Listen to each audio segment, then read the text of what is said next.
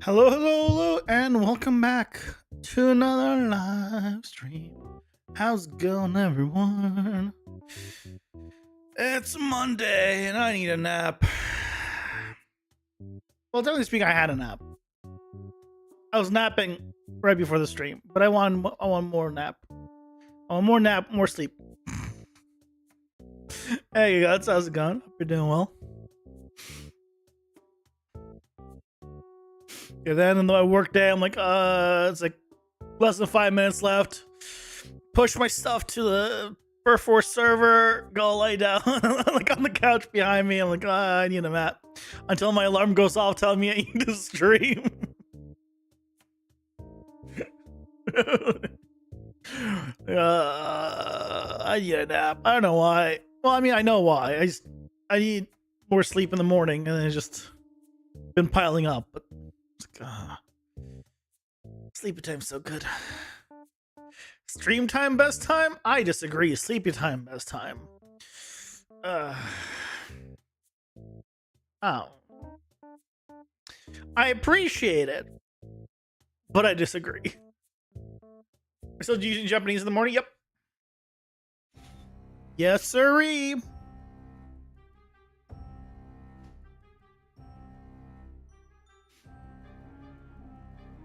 I don't even know how I would say yes, sirree in Japanese. Like something just like that. Like, you know. I don't know how to do any of that kind of stuff. So is the Japanese helping? I don't know. But it's, you know, no one says it's gonna be quick. How long has it been now? 234 days. What do I have to show for it? I don't know. Ain't no summer. Hi, Gatsu-chan. That's all you're getting.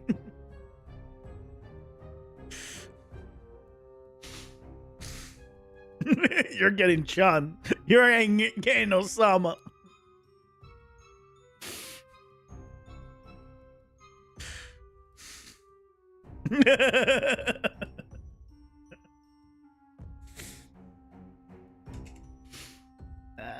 Nah.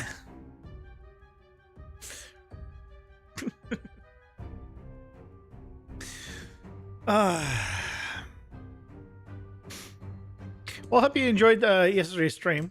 For the little bit you were there, and the all the good programming I did.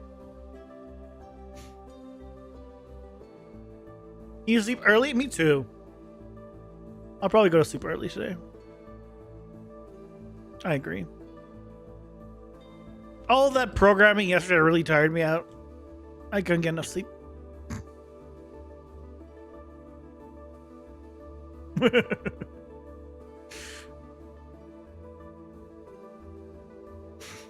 Yep.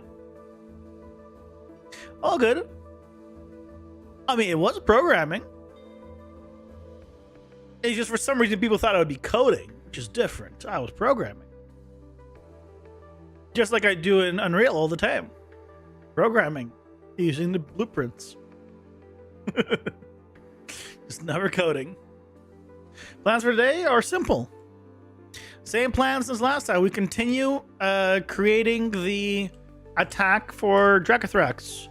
We finished the base meteor attack. And so today we'll be looking into how do we create the ice version, I guess.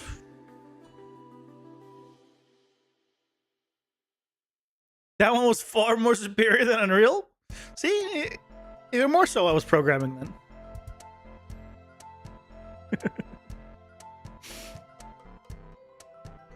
It's a fun game, I will say. Like, you know, if you've never like done like programming and things of that nature, especially, I feel like it could be very good for someone to learn and understand like basic loops and things of that nature. And they're different. The one previous to this was different. It was doing a lot of, I think, addition and multiplication, but maybe this one will get there too. It's on sale right now, Guts. If you're waiting for a sale, it is on sale right now. It was 66% off.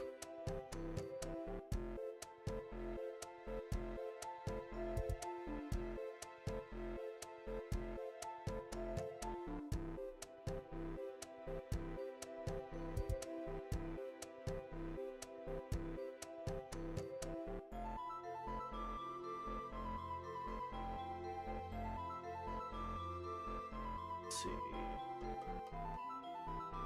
I have it, so it doesn't show me the sale. I go to Tomorrow Corporation, and then I go to Human Resource Machine, which is also in library. Oh, maybe the sale's over. Maybe yesterday was the last day of the sale, which is possible. Yesterday it was 66% off. I think today is no longer on sale. I think sale's over.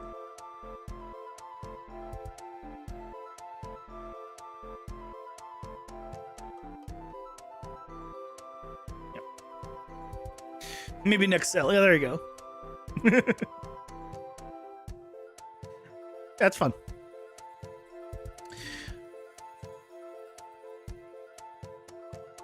Yeah, no longer a sale. I'll show you what was on sale. You know, you snooze, you lose. And I wish I snoozed some more. I want to snooze some more. Can I snooze some more? I would love to snooze some more.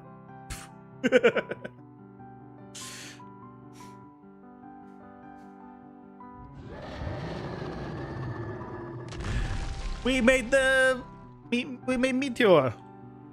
We did good Meteor last time. It hits where it's supposed to.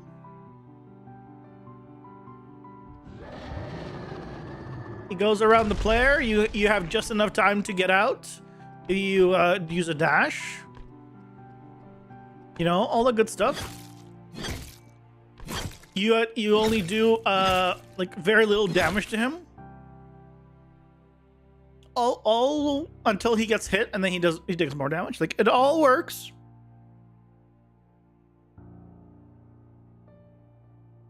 So if we take a look at our thing. Part 1 is regular, lots of damage and plus debuff. Next one is ice version, which is supposed to make the floor slippery and create like an ice cage. So I guess that's what we're going to be doing. I think I have something that I can use to make this ice cage. So I'll probably use PCG to make the Geo for the ice cage. And then go from there.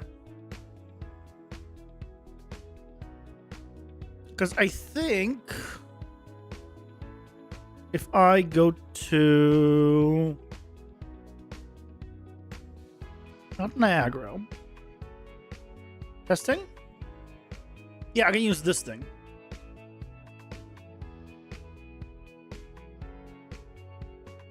I can use this for now.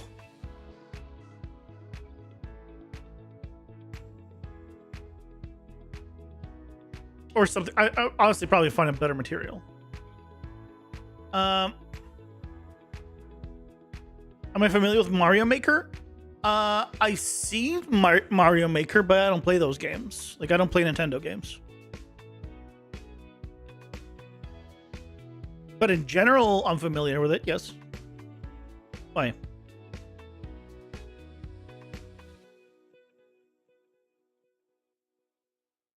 I wonder if there's something, a good crystal and something on Fab.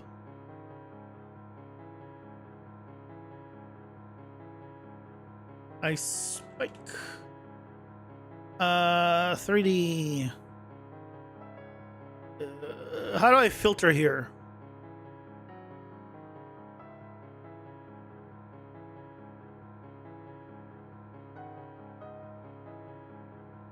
How do I filter? My God. Why are you such garbage, Fab? I want to filter by price. Price. Free. Any like ice spikes that I can use? No, I don't. I didn't think so.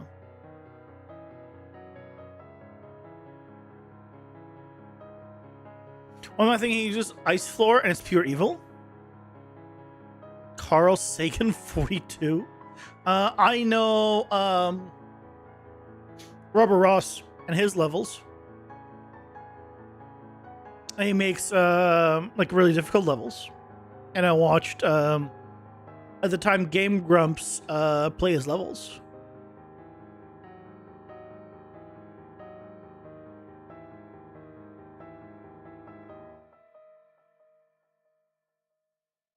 His actual name's Carl Sagan. Well, there you go. That works. These.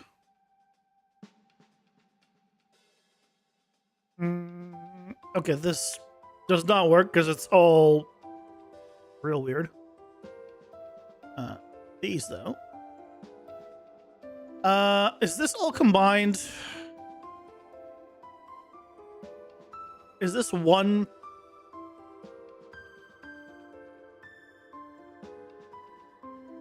Is this one piece of geo? I mean, it's not really. I mean, it's not really any better than what I have. To be fair, you know what? Never mind. I take it back. Yeah, there's nothing great. Okay. Sally's crystal cluster. Hold on. Oh, but it's a cluster. Why is it a cluster? Why isn't that just a Silas crystal? Why the whole cluster?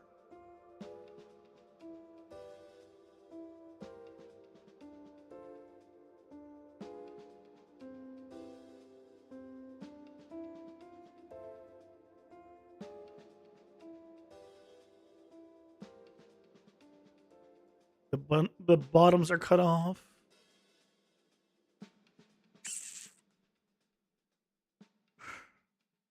Okay, fine. We'll just use mine. We'll use this.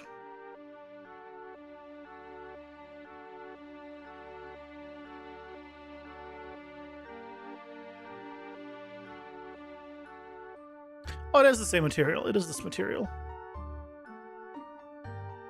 It's just changing. It just changes color. That's right. Over time.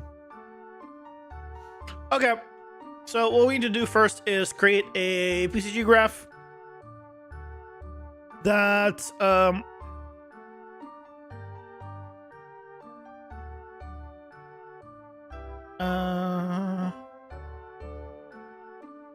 creates the crystal effect. So abilities. Let's do. Actually, it will go under Dracothrax, Meteor ability.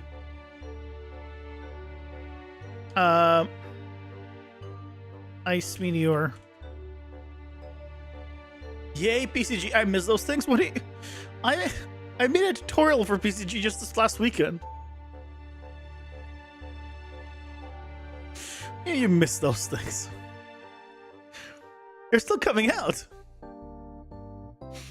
I still do PCG. It's been a day. Like, I know it's been over 24 hours, but come on. Nowadays, it's all about blueprints, AI, programming, match. Well, the streams are, yeah. The streams have never been really about PCG. PCG is what I do for the people. This is what I do for myself. Probably the best way I can describe it. I make PCG videos because people want PCG videos. And I do this because I find this fun. What about chat? You neglect us? How do I neglect you? I give you your PCG videos.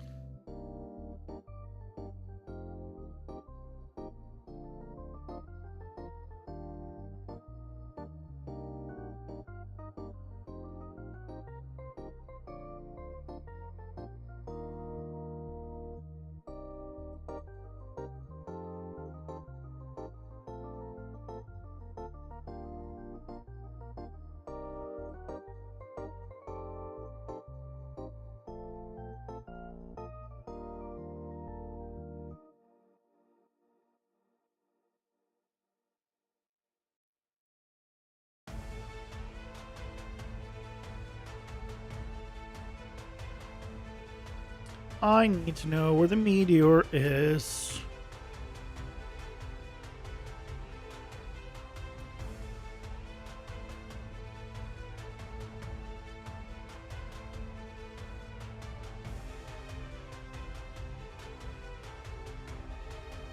Me chat is different from me viewer. Different needs.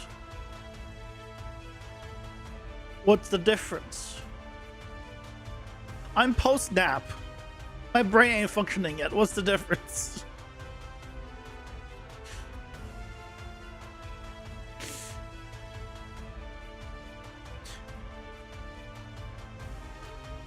If you want PCG, you have PCG. If you want game design, you have game design. If you want programming, you have programming. I cover everything. It's great.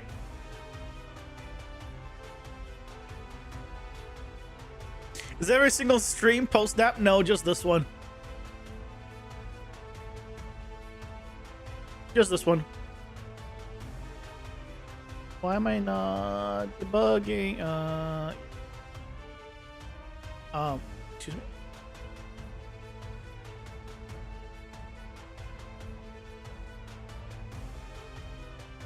I mean, it shows the point, so I guess, okay. You know what? Get actor data self.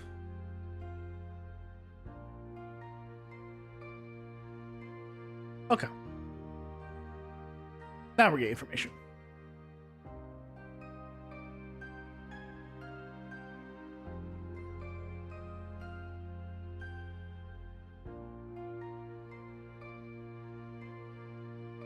Why are we no longer getting information? Absolute.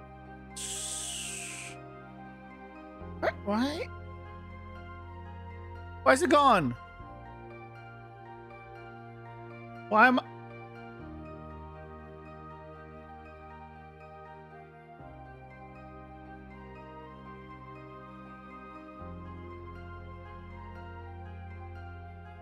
Oh, there it is. I was there. Okay, I don't know why it was not showing up. Or I'm so blind. Honestly, I wouldn't put it past me. Me chat just want to complain and write about something. People happy. Oh, okay. I understand now. I understand.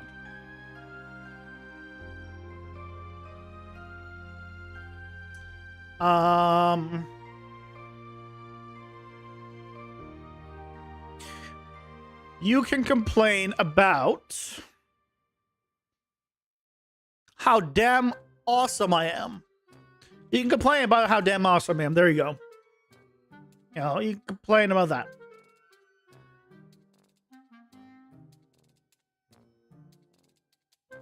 You got her cooking food. Oh no, did you burn your food?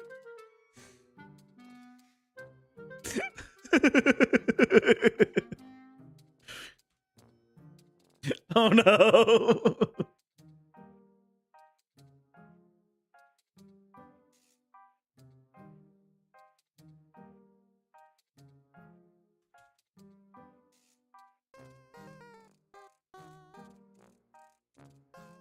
Why is that so far away?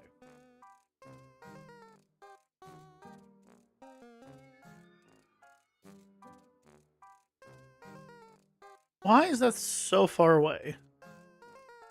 Hold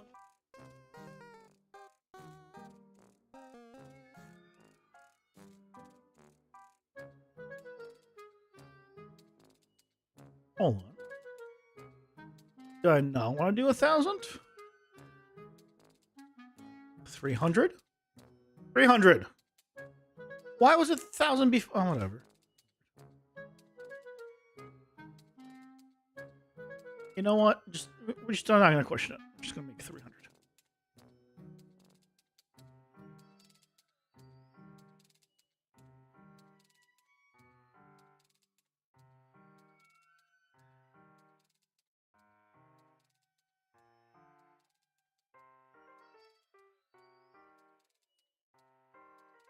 The beans went a little over the point, and rice was a bit dry, but it's fine. Oh no.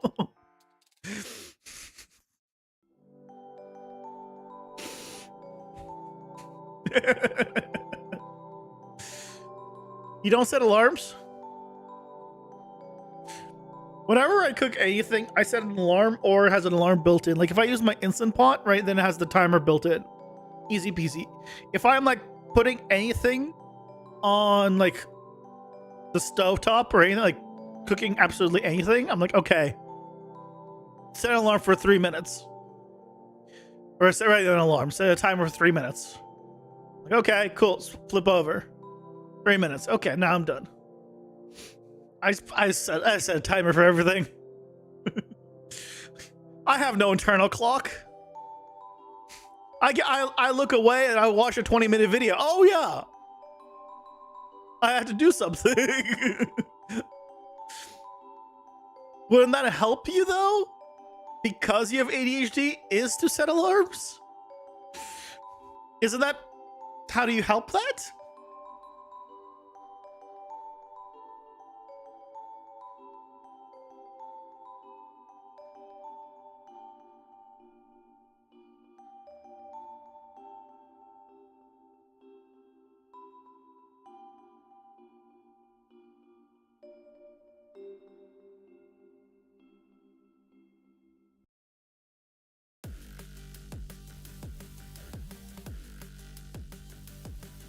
I need a better ice material.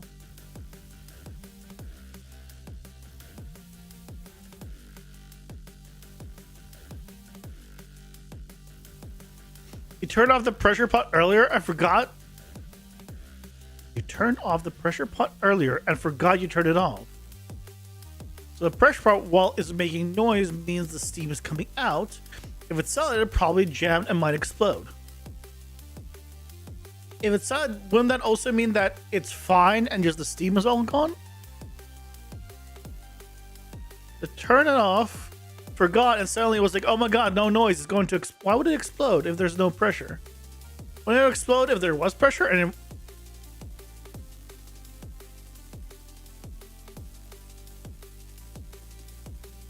I mean, I don't know your pressure cooker situation. Maybe it's one of those that is somehow reversed, but I would imagine it's like my Instant Pot, where if steam is done coming out, then it's good. You can open it now.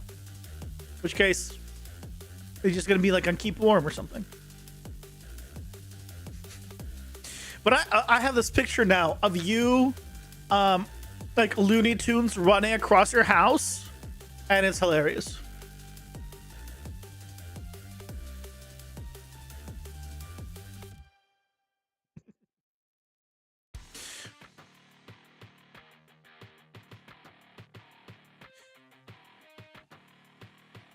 Oh god, I'm surrounded. If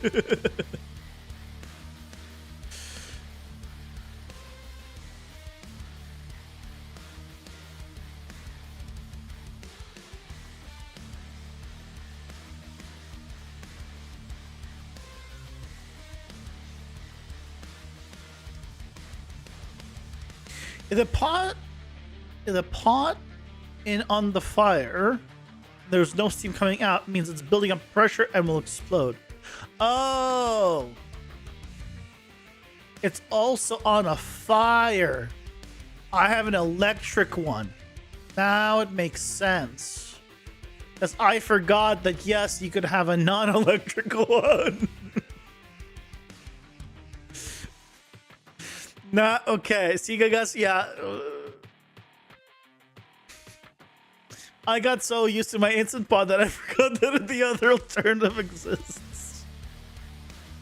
Sorry. I know, 1%er problems. Basically.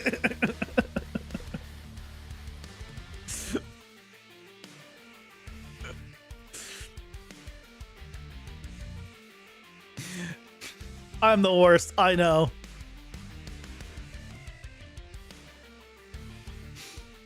To be fair, I have an instant pot. The only thing I use it for is for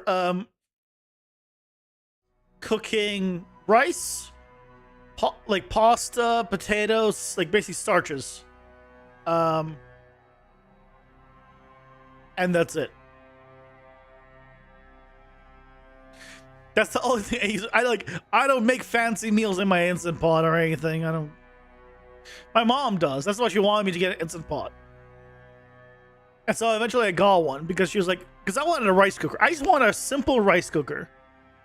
So you get an instant pot. So why would you get something else? You get an instant pot. And I got it. And to this day, I wish I had a rice cooker just straight up instead of an instant pot.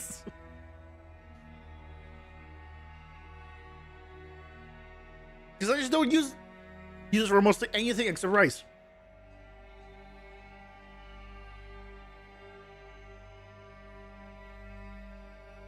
You have a rice cooker, but you don't use it? Do you not know what an instant pot is?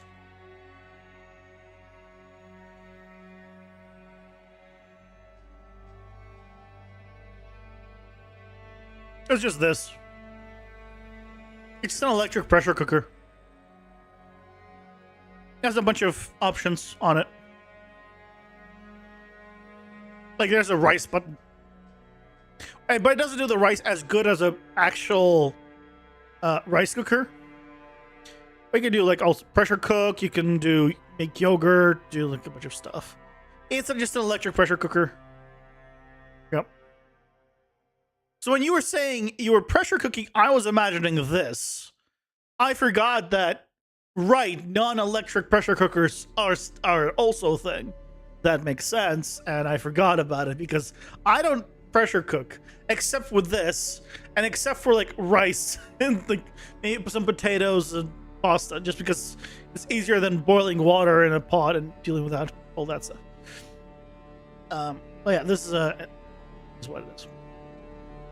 Ads are here. Pausing for ads.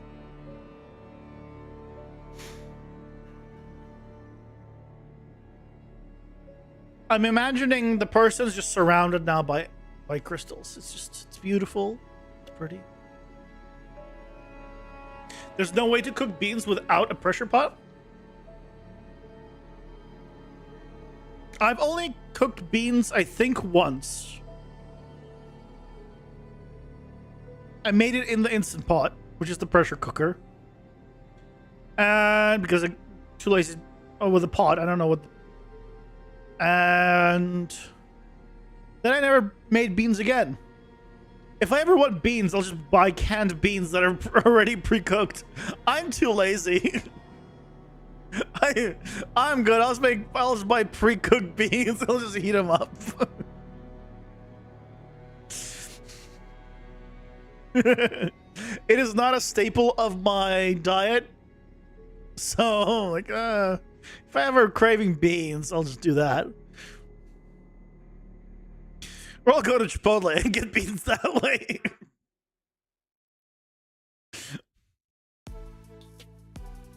I think it's hard to find canned beans where you are?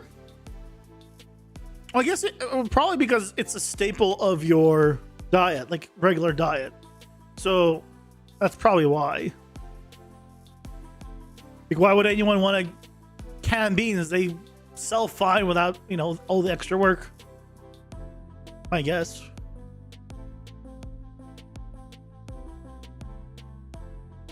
Meal cereal, basically rice and bean and protein. I mean, to be fair, that's not a bad combination. Rice, beans, and steak sounds freaking amazing. Okay? Rice, beans, chicken, still good. There's like, if there was one type of food that I could eat every single day and never get bored of, it's burritos. And what are burritos? Rice, beans, and meat. And of course, I need my sour cream, my guacamole, and my cheese. But aside from that,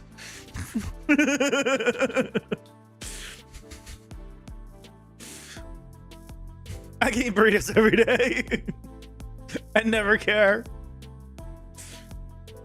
And half of the ingredients are rice, beans, and meat.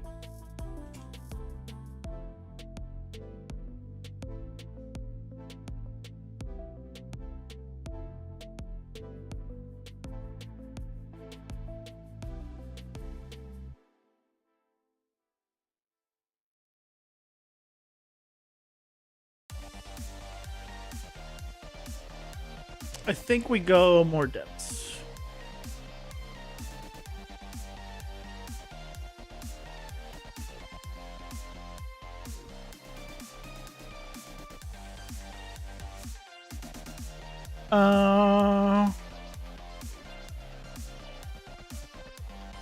We do this.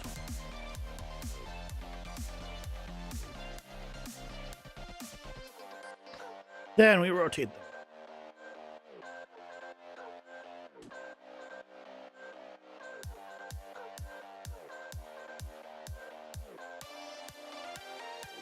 Never had a burrito? Didn't know they use rice and... Wait, what? What do you mean you never had a burrito? How do you always... How do you have so... How do you have rice, beans, and meat as your main thing and you never thought to wrap it in like a tortilla?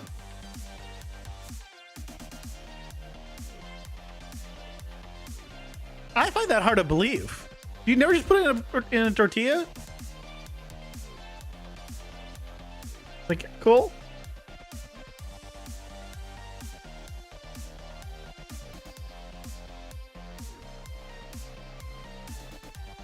I love burritos. Burritos are great.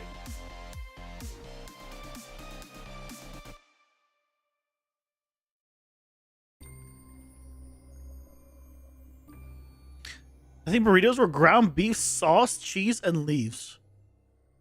Definitely different without what I think about when I think burritos.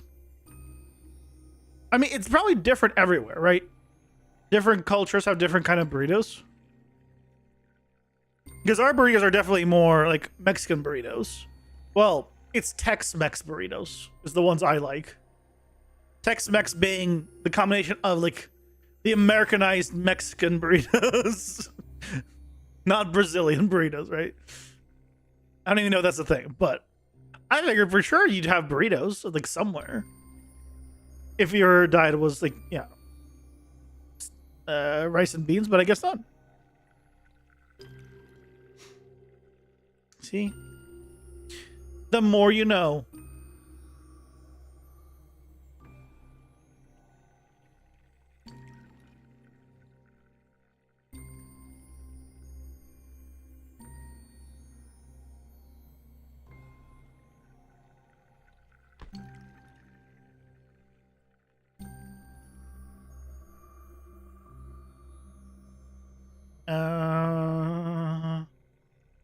Local.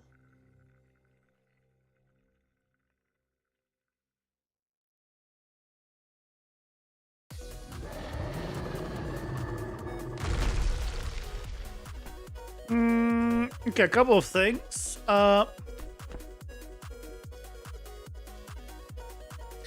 First of all, this needs collisions.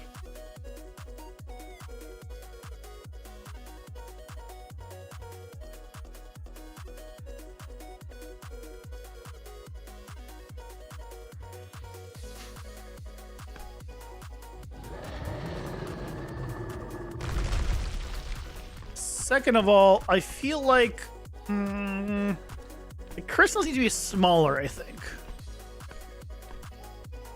Because I can't see through them. Unless I made it so I could see through them.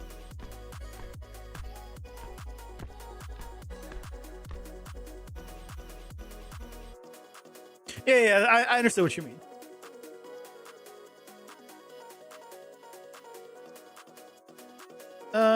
What if...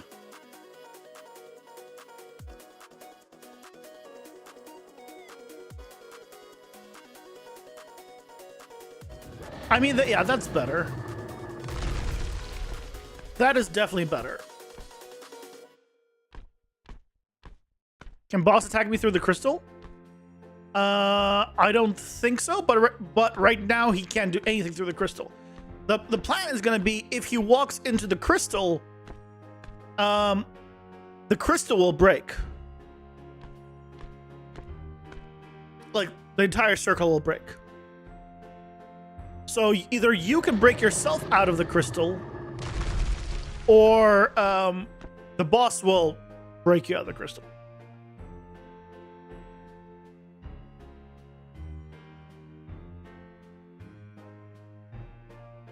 Crystal appears how? The meteors. It's going to appear around every meteor point.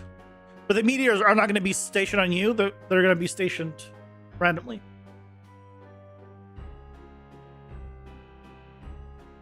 All right. It's what we figured out here. Right. Phase 1 is going to be clustered around you, so it's just an area. So that way you can get to the boss and then hit him with it. And then the ice and fire stages are going to be random along the stage. And wherever they hit, they're going to spawn the ring of fire, ring of ice. And we're working on the ice one. And the ice one is going to be a ice cage. And then it's going to do the frozen floor in the middle.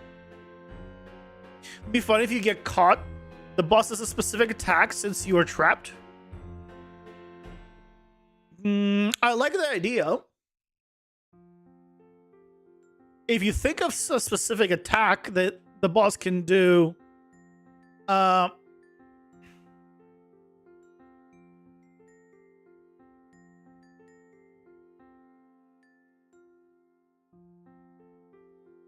not to get caught, two, try to escape.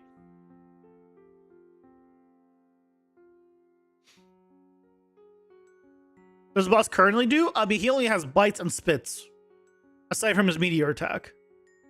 What could happen is if the boss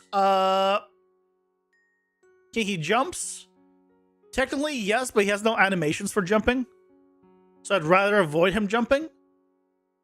So you're thinking of having him jump inside of here, like inside inside of this hole, up onto where you are.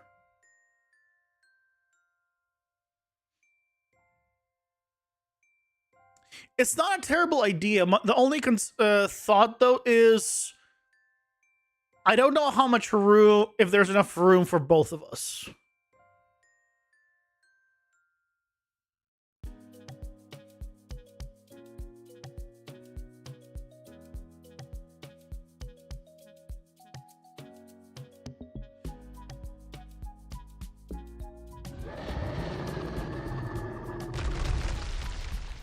You only got hit by two.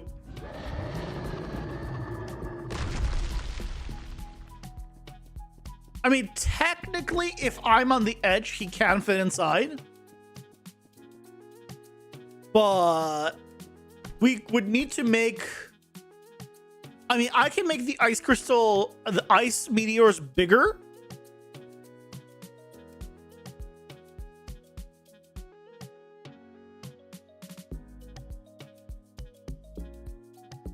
The jump hits the crystals break. Jump hits the crystals break and you fly to somewhere. So you don't have issues.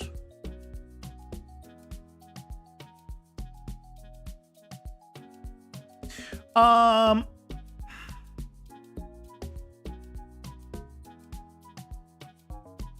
about something different? What if he does his spit attack, and if the spit attack hits the crystals, we can have the crystals start to glow, and then after a second or two explode. And if you don't break out the crystals yourself, they'll do damage. So if you're inside the crystals, he'll do spit attacks. And then we can have the crystal explode then. By explode, that means they'll disappear and there'll be an explosion. But figure something out. I think that's good. I like that. Then I don't need to figure out what the hell to do with his jump because it's gonna look real weird.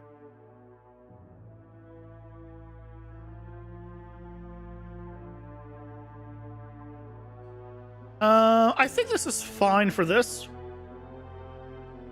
I do need a ice material though.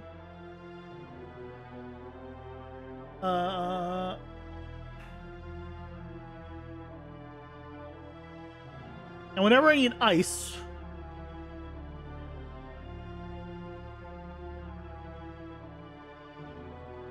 I always go to this tutorial, which is not necessarily ice, but this is the best tutorial I know from Render Bucket from 2 years ago on how to make something that looks kind of cool and icy. It's not realistic, but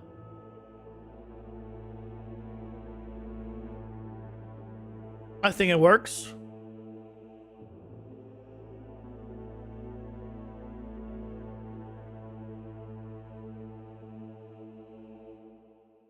And it's relatively simple. Like the base of it.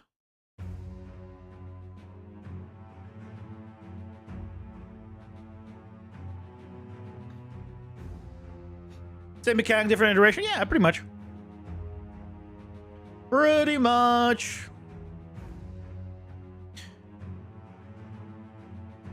Ice crystal, or I guess just crystal.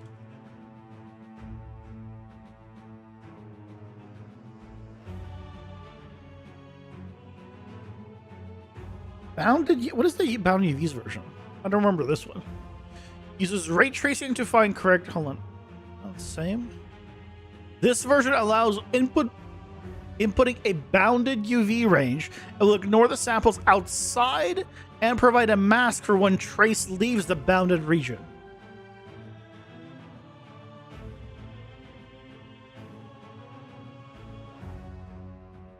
Not sure, but it's fine.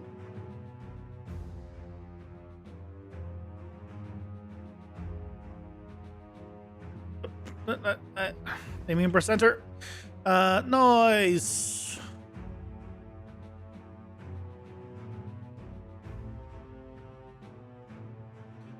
I wish I had a filter just by like engine noise.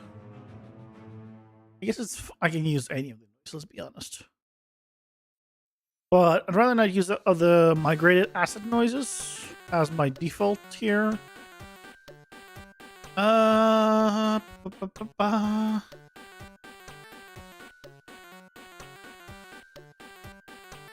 It'll be hard to find.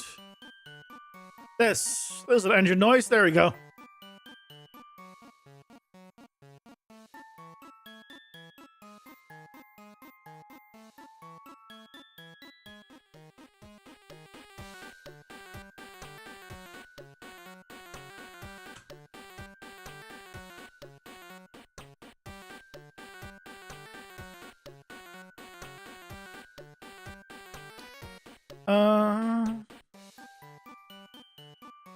Texture sample. Here.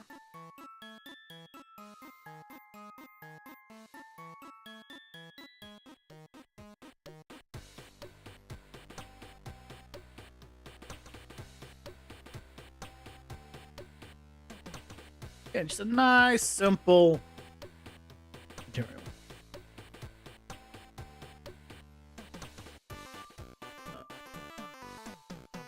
Just tint surface white.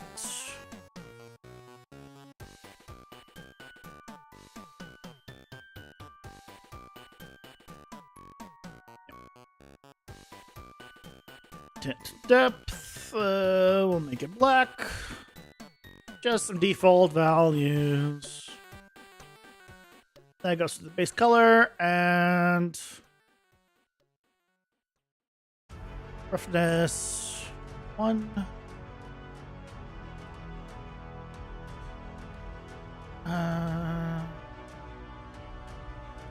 Not really quite right yet, but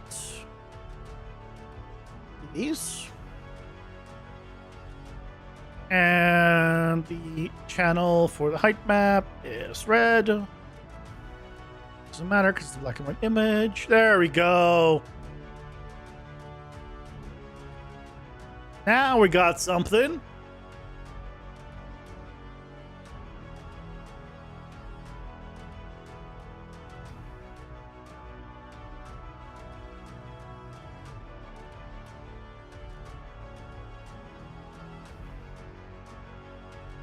Is there a normal noise?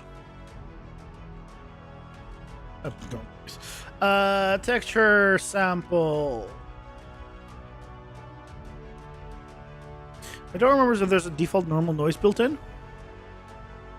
Or not. I don't think there is.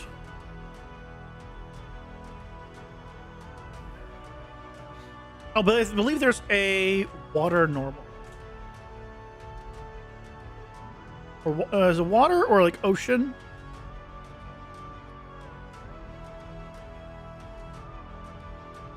I wish there was a way of only showing I want to only show engine stuff basically. Water normal, I think this is the one. Game textures.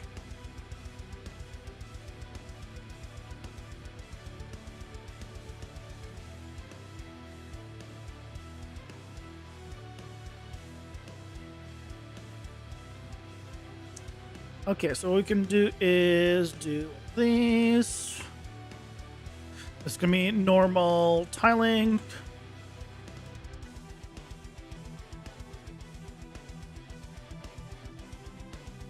And we'll do a simple normal strength. I don't personally like this built-in normal strength material function.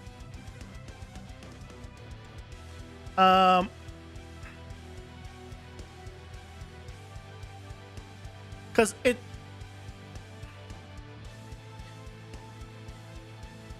uses the vertex normal, this I don't like that. This doesn't give me the results I want.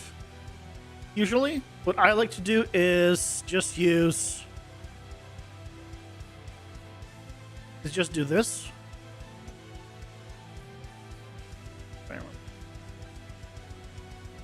Texture 001, and then normal strength. Do alpha. And that's it. Now I can crush it past 1 easily and make it 0 or make it negative. Nothing breaks. In the other version, things break. So, like, when you do normal strength or flatten normals, because also you have flatten normal, right? Flatten normal, normal strength. Both of them break in a certain version. When you try to flatten it, it either breaks, or when you try to invert it, or when you do whatever. This version through a lerp just does not break on any from anything. So I prefer doing it this way. Learn about this one on the job. I'll say. Yeah, I had there was someone at work at a previous job I had. I was like, hey, I asked like, why do this one? I just do the other ones. He's like, oh, because the other ones, break under XY condition. And I tried it. I'm like, oh yeah, it does. And so from then on, I started using this version.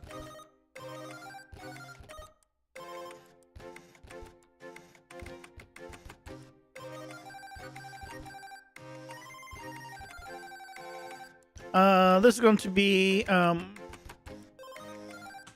ice cage.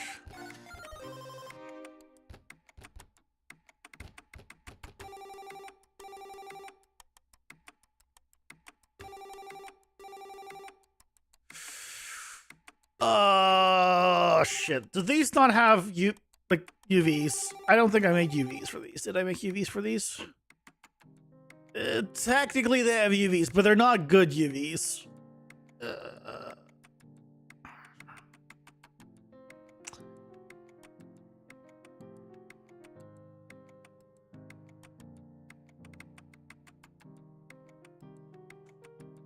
I'm going to make some modifications.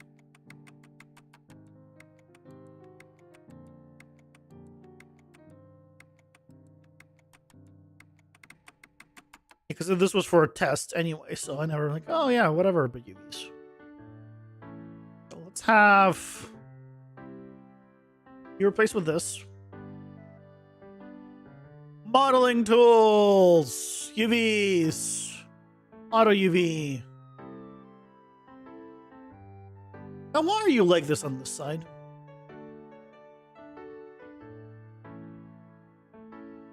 UV Atlas.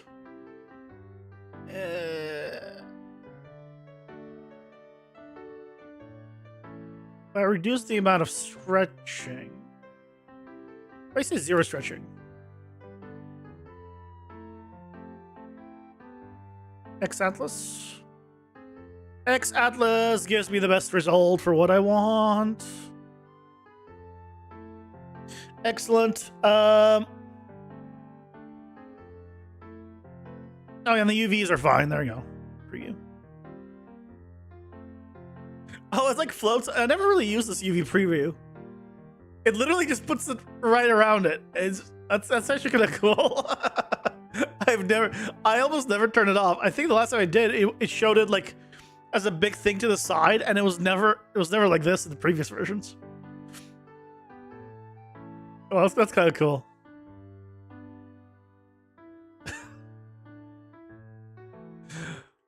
I might use that more often.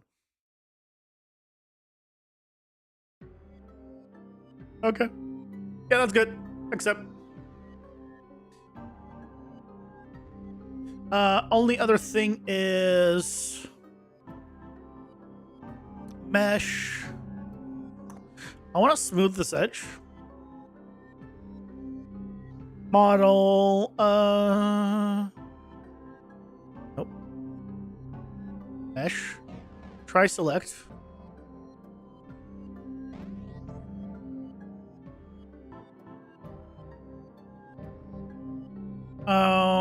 Not try select.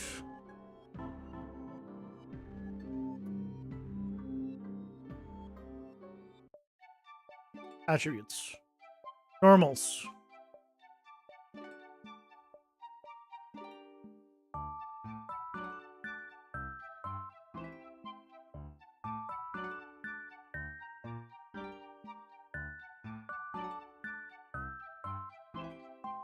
How do I specify the angle though? There's a sharp angle threshold, but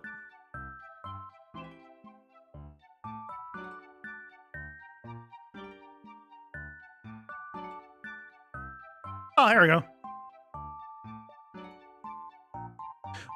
Face normal threshold. Then why what's this one? This gives me what I wanted.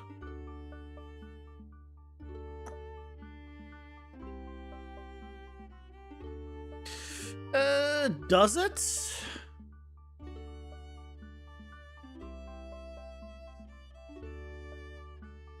I mean, it kind of does. You know what? It's good enough. It's good enough. So now what we can do is, aside from saving, let's tweak some things.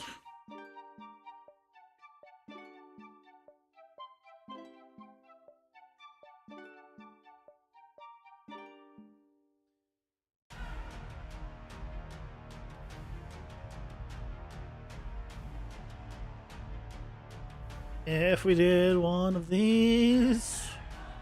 If we did one of these.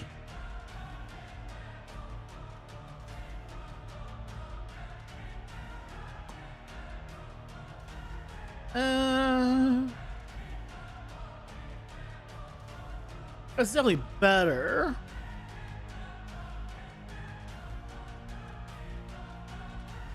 I don't want to be super saturated though. What I think I don't like is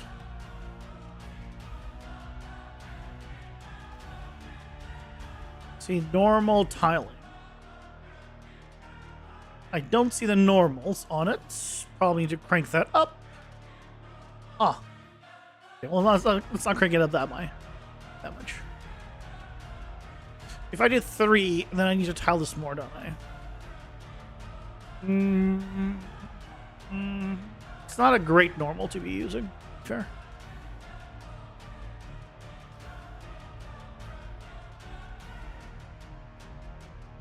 Not a great normal, but that's okay.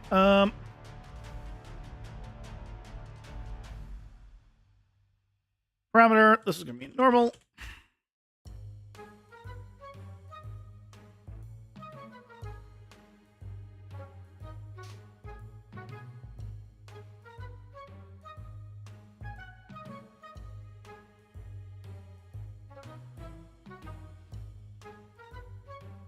I mean, it's fine. The problem on these is the geo. The problem on these is really the geo, more so than anything else.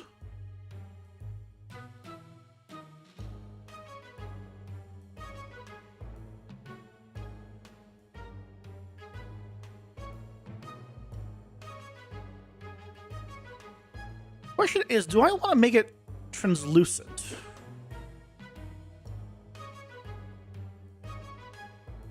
What happens if we make it translucent?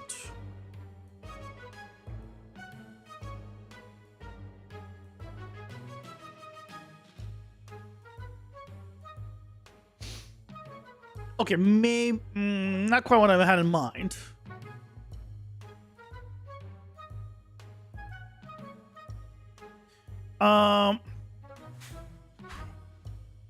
Lerp it between just want to see what will happen if I made it slightly. It doesn't quite. Oh well, if I do this, hold on. The problem is this is still surface resistivity volume, so I can get all my information back. Ads are here. Pausing for ads.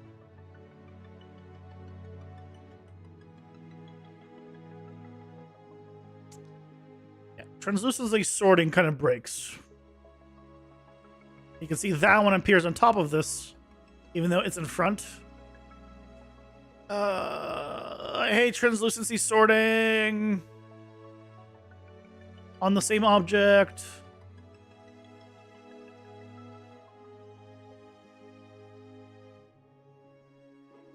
Translucency sorting sucks. And I still to this day don't know how to fix this or work around this.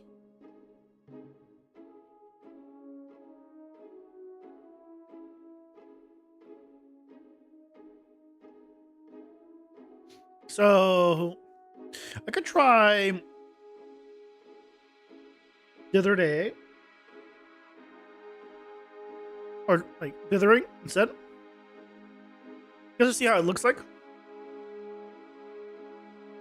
I don't think it'll look very good, but I can try it.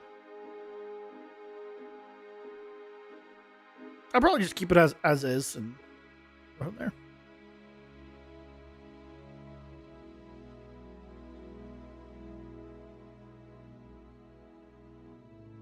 Mm-hmm.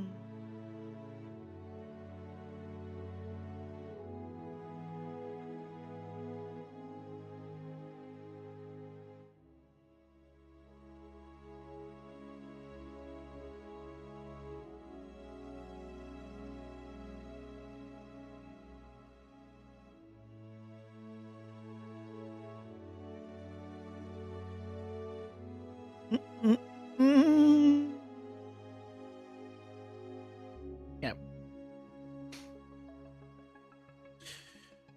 Dither temporal A.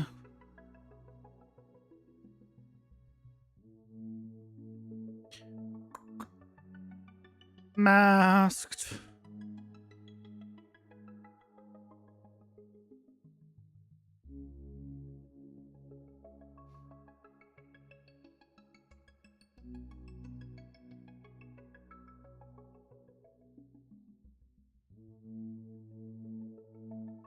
I definitely don't want to just do that. If I just did opacity 1.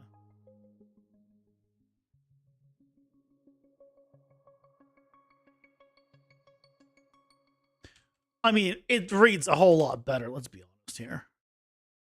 It reads better as dithered compared to with opacity. Only thing is, I don't think I want... Still can't see myself, so...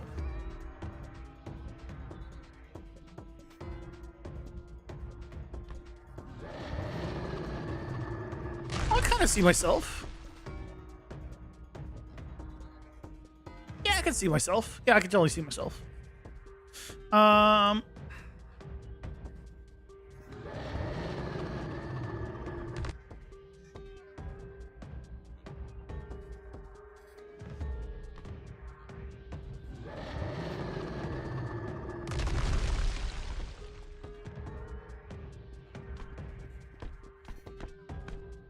I can just see myself. I just need to do a shadow pass switch.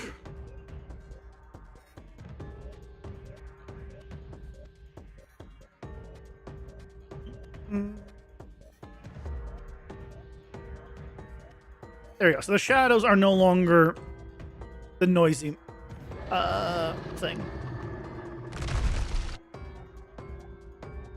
Maybe try with like 0.65 opacity.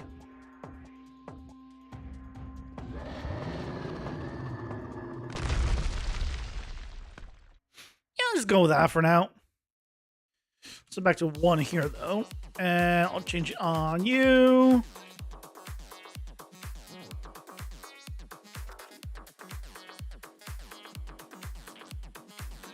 What's the random do thing again? 0, no random. 1 is random. Yeah, we want random. Although I'm curious to see what it looks like with no random.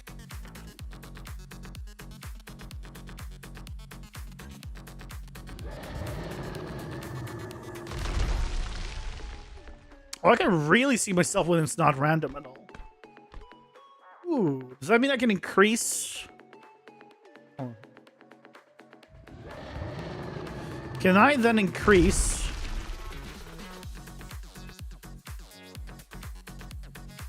Yeah, I can get it with like 0.8 then. I can just make out myself at 0.8. At 0.85, then I go bye-bye. Actually, what is there between 0.85 and 1? I don't see any difference. 0.82.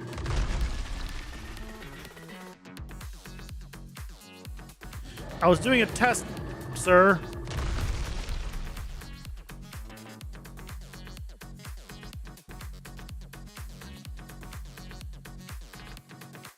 I think it just flips, basically. Okay, yeah, we could go with this.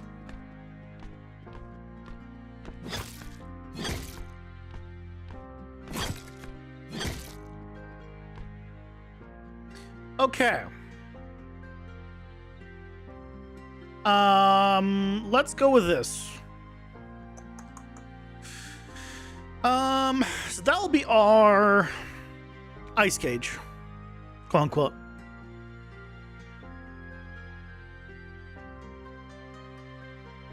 It looks so weird selected. Everything is an outline basically, because it's masked. We'll just turn it off for now. It's fine.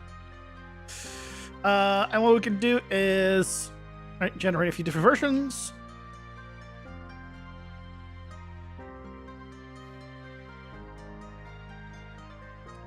So,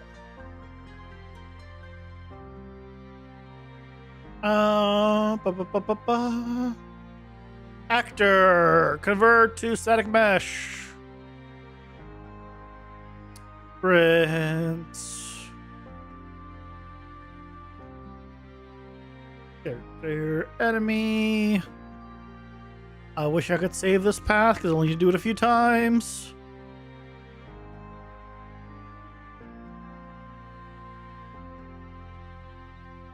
Ice. Cage A.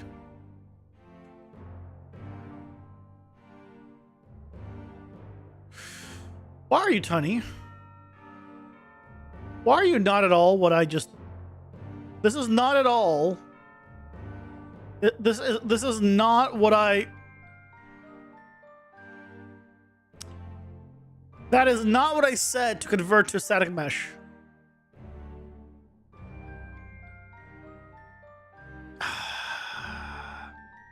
And I believe the whole converting thing has gone away from here. But that's fine if... I think this is from my tutorial where that wasn't working, but for some reason this was working. Blueprints. Let's find out. Characters.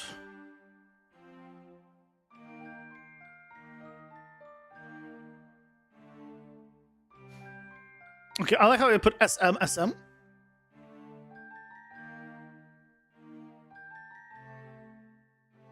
There we go. Yeah, that's the one. I don't know what the difference is between the other one and this one. Why does this one work fine? And the other one's like, no, I don't understand what you want. Convert to static mesh? I've never heard of such a thing.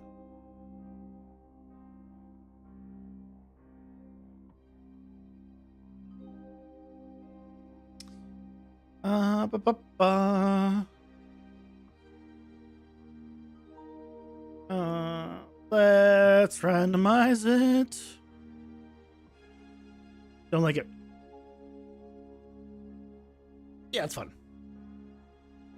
Next one. Unreal, please do something about this. Please do something about the fact that you have to navigate this entire path and I can't just like type in this path anywhere. Actually, can I? Hold on. No, I can't. I'm gonna have to go through it again, but can I copy this? I mean, I say I can, but maybe I can. No. Oh, it does work. You know what? I take it back. This is what I get for not trying it. I take it all back. This one's on me. I think 3 versions is going to be plenty. I don't think we need more than that.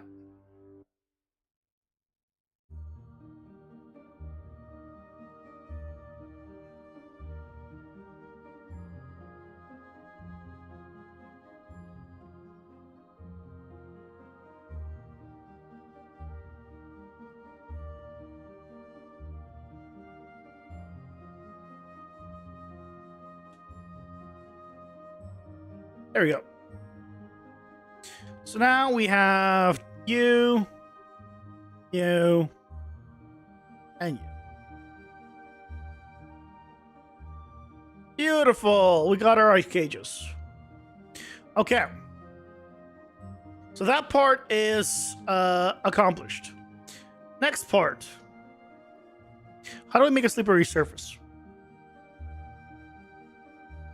I remember there was a tutorial on YouTube. There's several of them. If you think I looked up the tutorial previously, then no, I did not.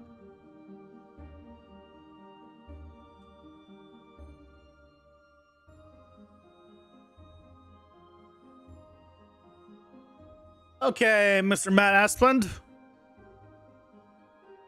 What is the trick to it? Is it what I thought? Is there a place to just modify the...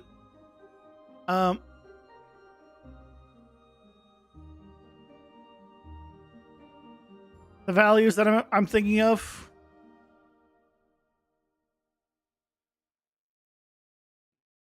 Just set the size.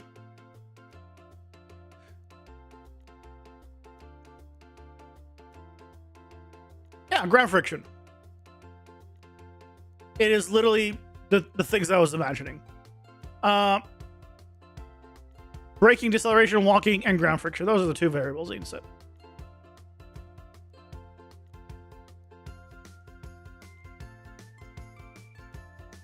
I just want to see.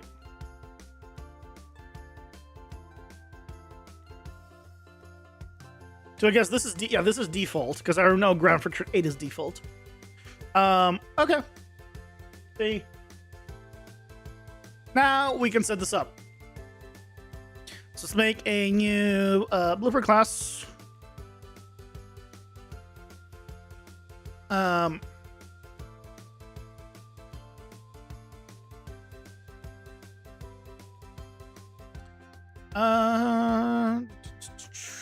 Let's close some stuff.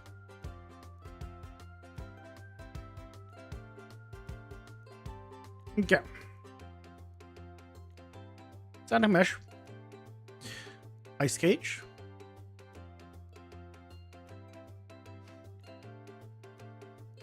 We'll put a default one in here, so we just get it sense for size. Let me add a sphere collision.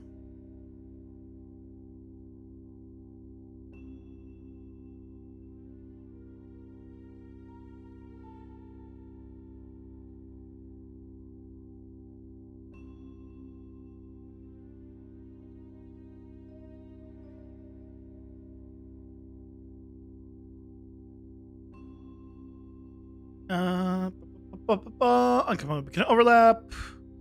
And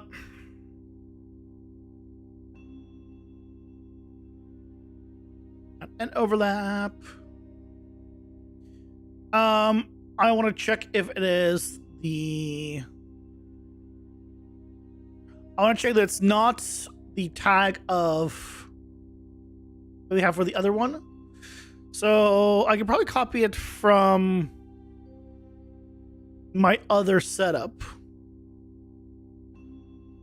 or my zones.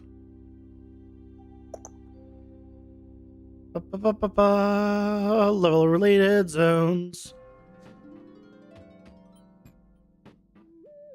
I want. It's on this one.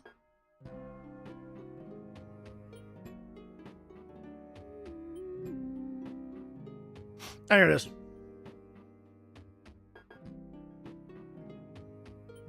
I want this.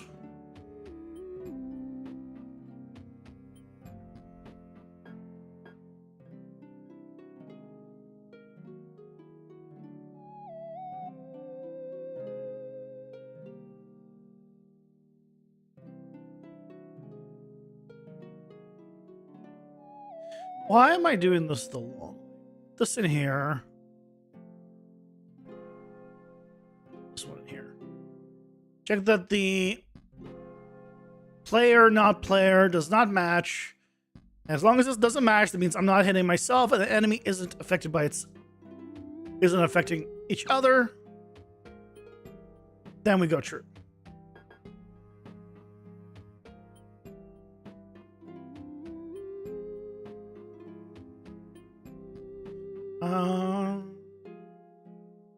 Do the same thing on the other way.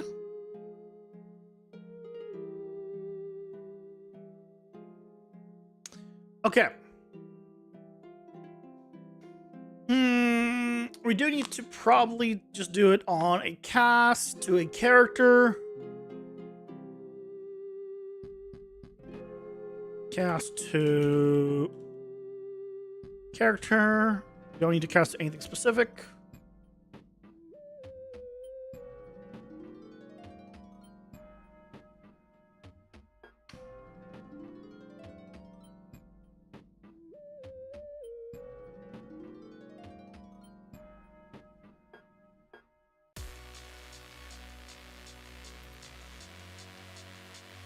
Okay, so what I need to do is get character movement. This is on begin overlap. Set ground friction to 0. I am definitely, I think now that I'm looking at it, I think I'm most likely going to make this whole thing bigger because the whole frozen ground, I mean, I guess when the crystal breaks, the ice can remain.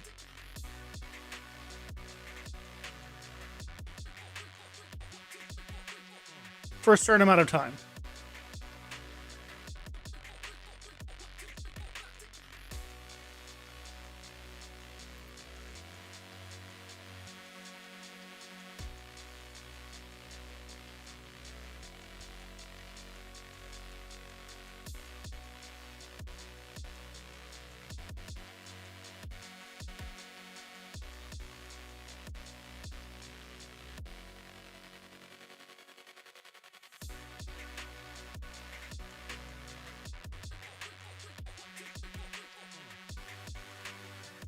Default is 8 and braking, deceleration, walking is 2048 is default. Good thing I checked.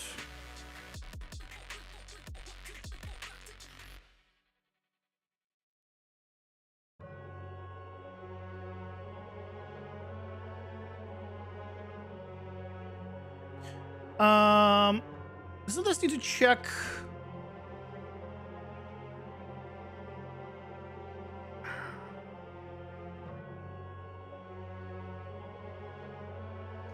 It's fine.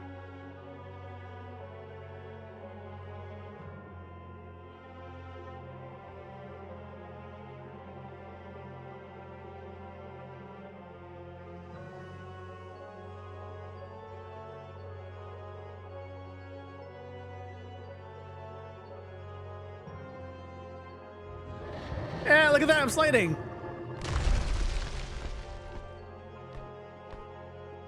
Whee! Look, I'm sliding, Ma. Look, Ma, no hand.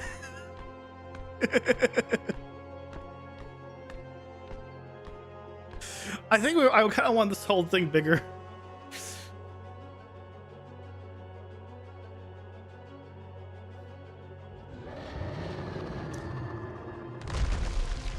Oh, it works so much better when it's bigger.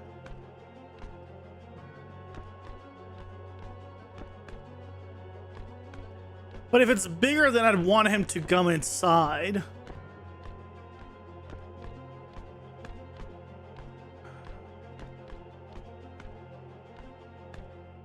And if it's bigger, it'll be very hard to dodge.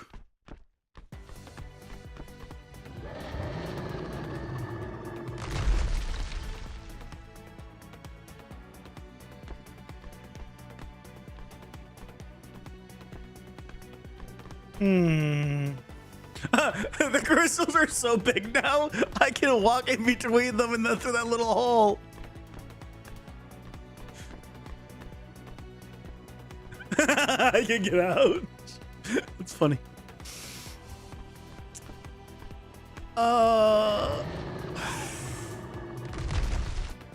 Okay.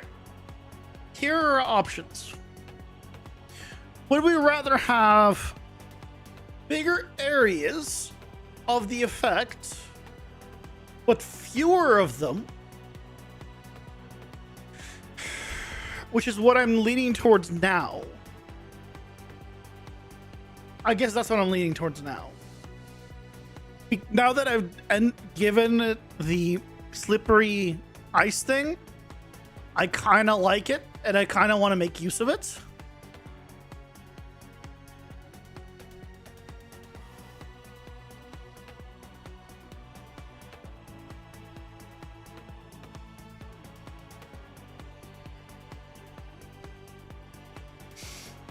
See, now I want him to jump in.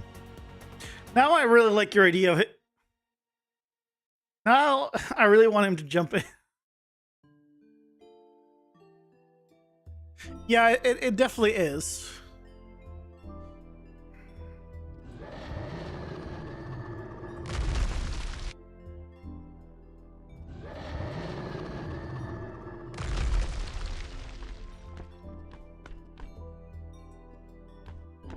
So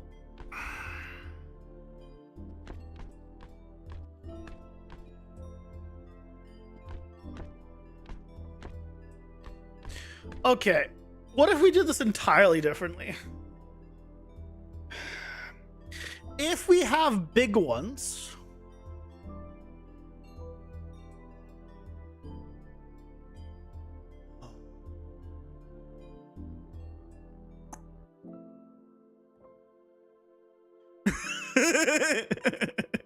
but because I'm like, oh, let me change this, let me change that.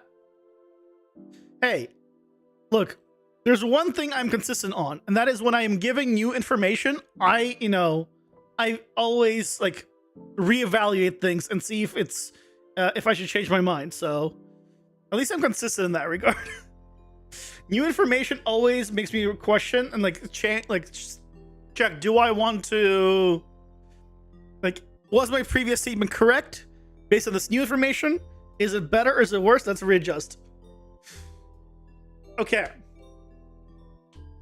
Now that we're done making the ice crystal shape, what if I threw that out almost entirely? And instead of having a single ice crystal shape, in a circle, instead of this, what if instead all of these would be individual blueprints, or not individual. I'll make like a cluster of them. Let's say like, I don't know why are there triangles. Let's say like 3 or 4 of them would be a cluster together or something like that. And so that will be all separated ones. Oh no, I don't need to do that. I can do it. Oh no, I can keep it as I can keep it just as a dynamic blueprint, as a PCG graph, actually.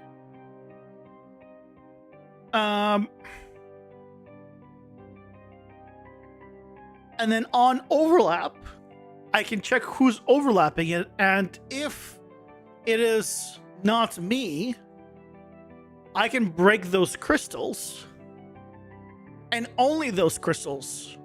So let's say then if the dino's coming in, from this side, teeth. If he's coming in from here, this way, and he just breaks through, because that's how big his body will be. The rest of the crystals are still all there, but he can get in now. So he'll have no problem coming in.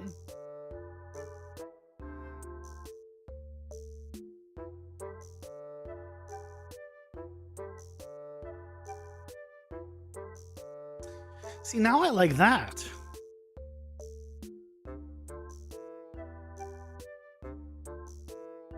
See, now I like that.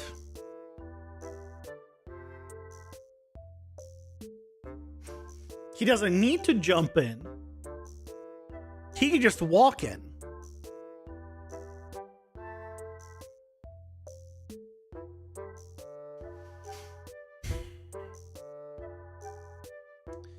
Okay.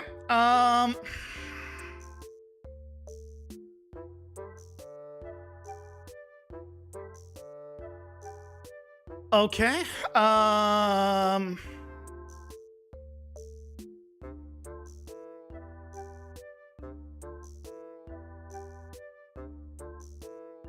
Yeah, I'm going to remove this, add a PCG graph.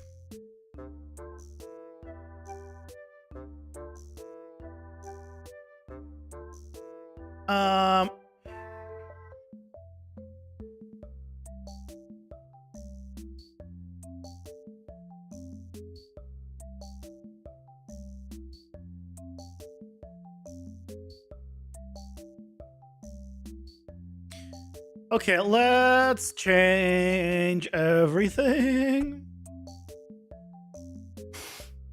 Okay, first of all, I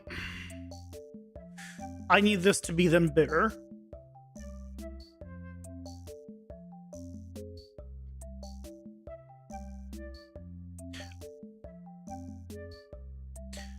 Um, do-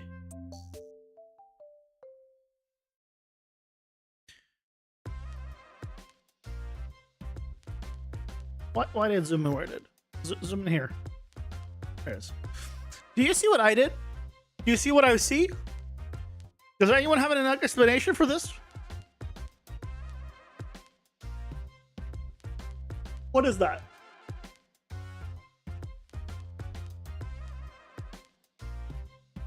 Look what I put into the search, and look what I'm seeing here.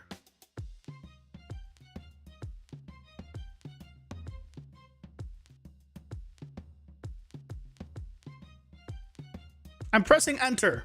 This is the result. Why is it when I searched location, I get rotation?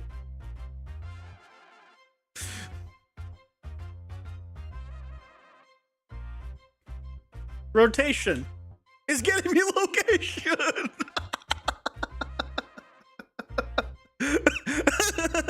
Wait, why is rotation giving me?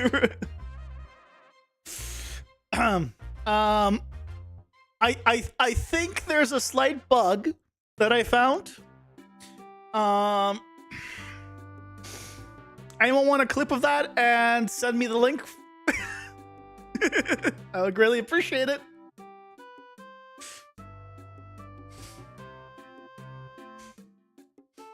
I'll forward it to the rightful people. No bug is intended. Just look for the documentation. Oh, sorry. Yeah. My mistake. I should have been looking at the documentation because there's so much of it.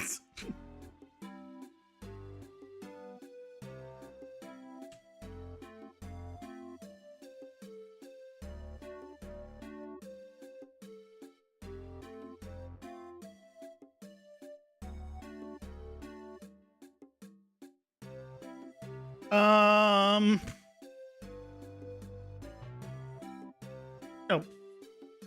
See, I'm still zoomed in. All right. Okay, now why do I get nothing?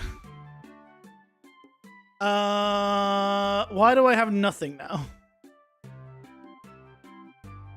Ads are here. Pausing for ads. Why is this spline give me nothing now?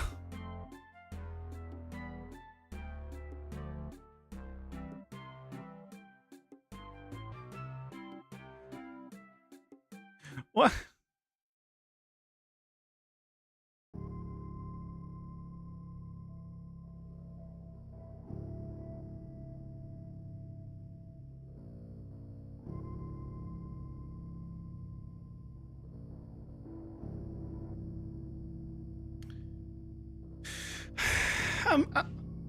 I'm gonna be right back.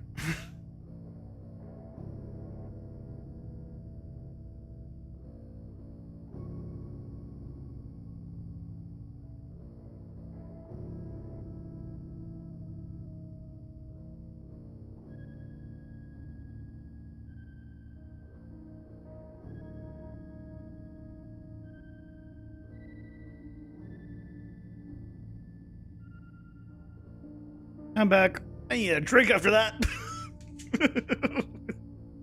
Why does the poise disappear?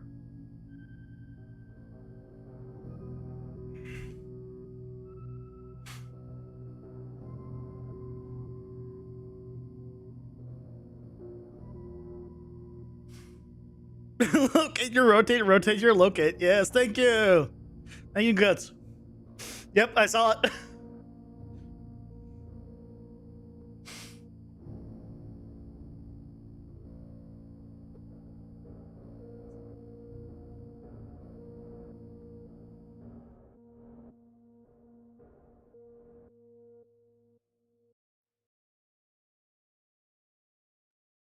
Thank you. This is exactly what I wanted. I appreciate it. I'll forward this to probably Adrian from the BCG team. And probably get that, hopefully flag that as a bug. So get it fixed. Much appreciated. Now, what the hell's going on with the sampler? Post on live, game engine fails. Is that a thing?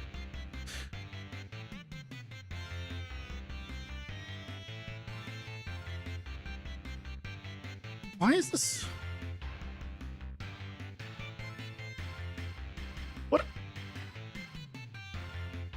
What happened to the points?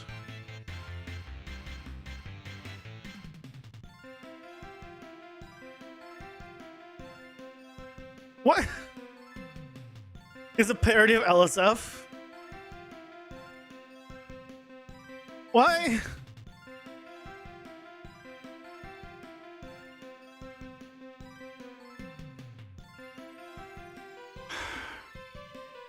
This has the points.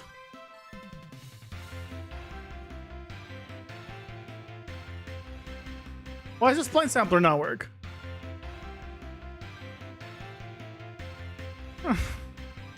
Why do things break? Create get actor data. Single point. Transform. I'm gonna see if a manual version of this create. I want to see if the create points is just bugged.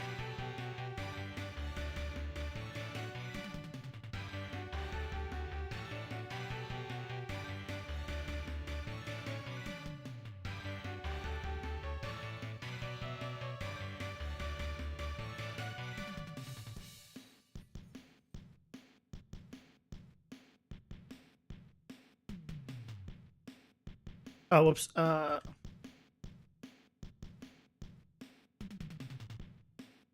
meant to put this in both.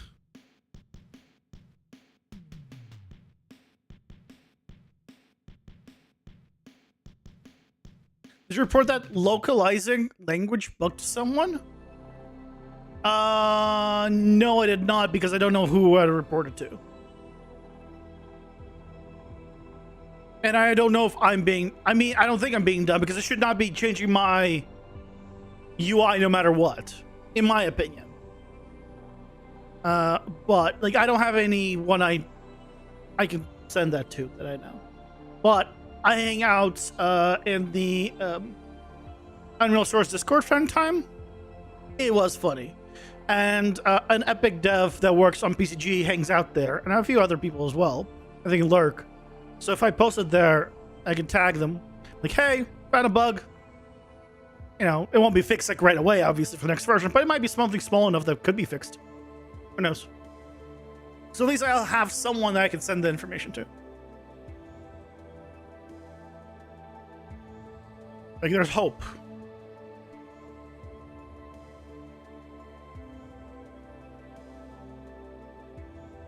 Okay, what? Why?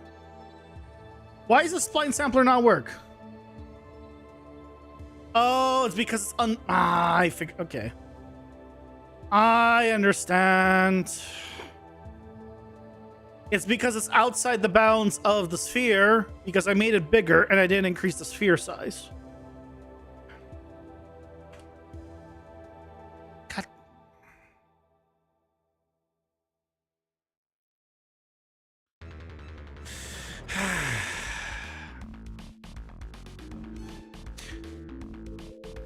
So obviously you should watch some PCG tutorials sometime. I honestly should. Yeah. Yeah, it's I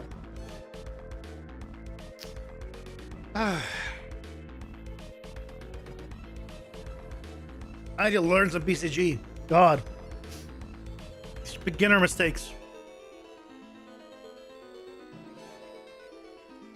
Okay, so what we're gonna do is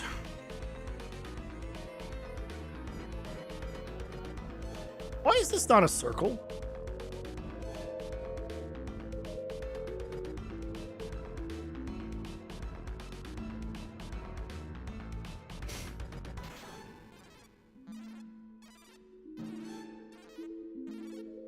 I mean, I'm using a circle as my template, so I know it's not a circle.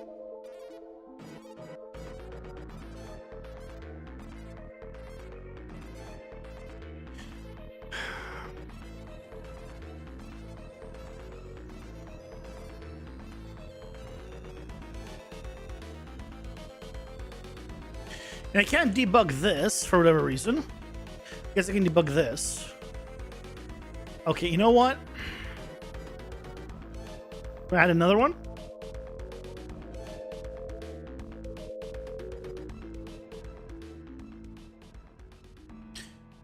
Oh, but then I need to do it in the right order.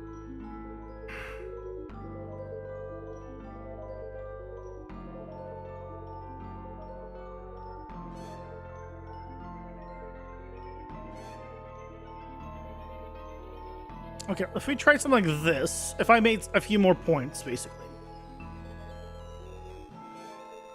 So then I need one between 1,000 and negative. Okay. So if I add another one, that is.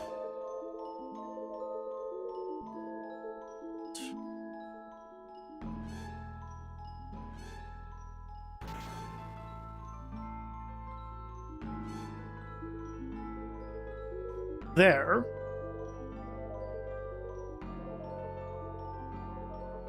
Right, I'm gonna put the points where I want them. I'm doing the. I'm surprised like I eyeballed that. You know, it's not perfect. I don't think that's exactly where it needs to be. But you know what? On this circle, it looks pretty close. I'll take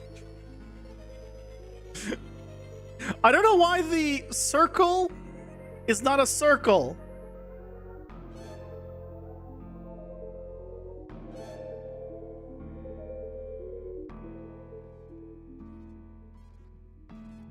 It's not linear. It's linear's unchecked.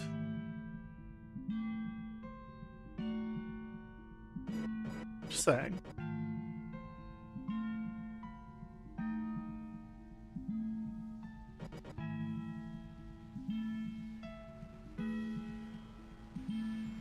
It's because you graduated in fine arts. You are an artist. Easy to draw a circle.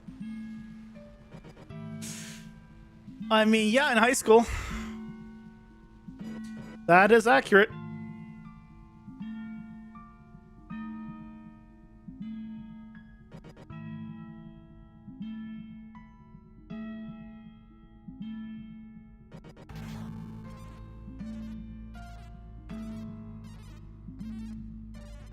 Okay, last one. 700. Negative 700? Okay. There we go. So that's the size. That's that. And now we do a spline sampler, then samples, you know, that.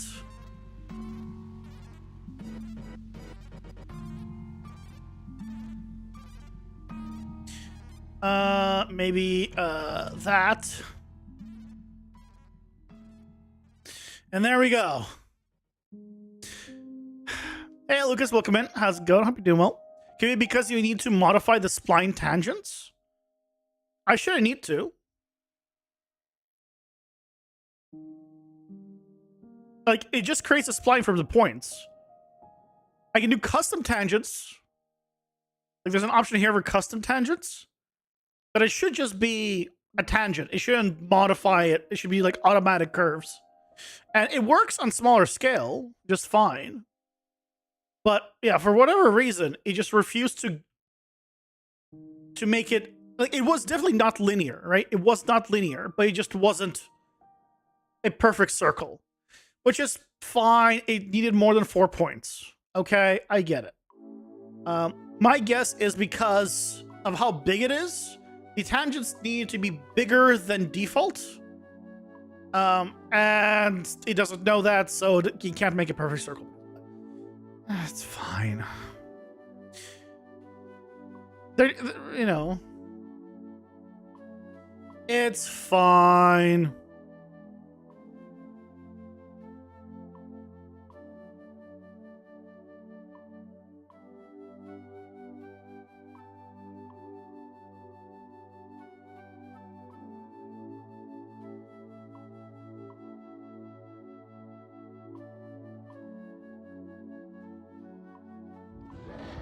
Whee! Oh no!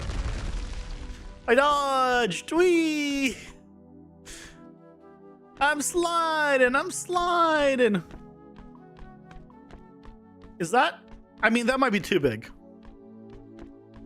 That might be a little bit too big. Because how big is the entire... I think I made it slightly too big. Shit. Let's make it... Well, originally I just a double speed. Yeah. Yeah, good guts. Yeah. See?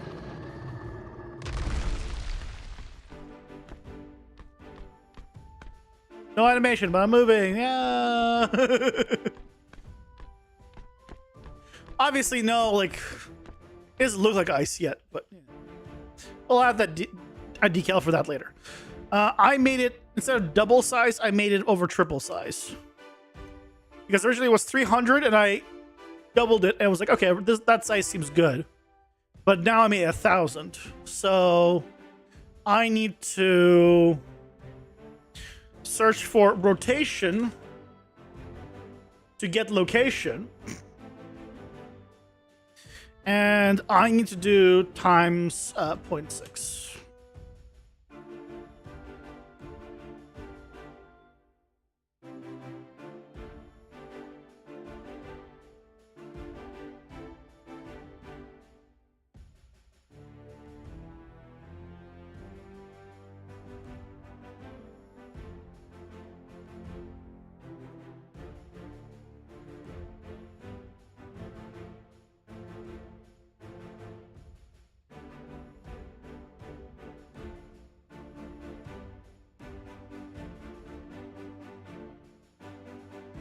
And that means this probably needs to have less samples.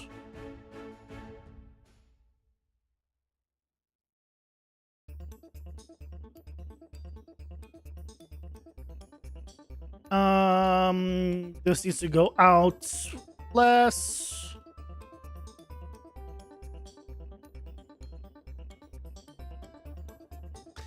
And you 600. Yeah, this is more what I was doing original test for. This size. That's... I think he is, he was not reasonably happy up there. God. Okay, let's not have him spaz out.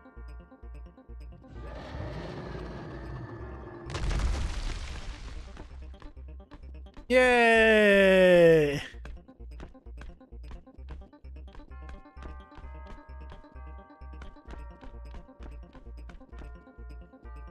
Technically speaking, if one of these crystals was angled at just the right angle, with no crystals around it to interfere, I could climb it like stairs. Technically speaking. Now, the chances of that are slim to none, but I'm okay with that random chance.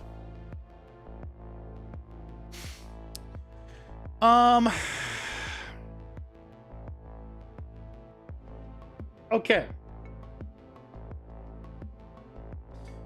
So, a few things. Sphere. Not custom. Collision. Overlook all dynamic. Now I want to do ignore everything except pawn overlap. The other thing, the crystals.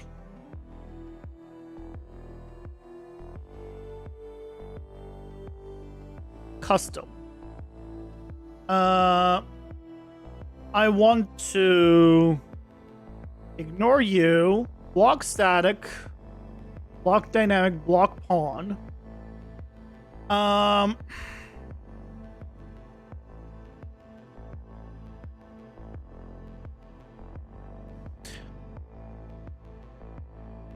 Is there any way on having an overlap component still work like a block component for?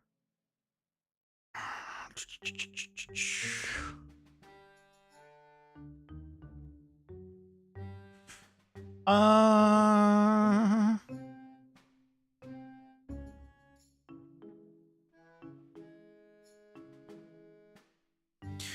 curious. What I want to happen, right, is I want the dino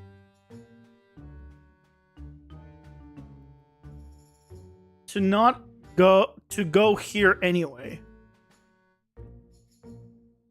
Oh wait. Forced navigation obstacle. Nope.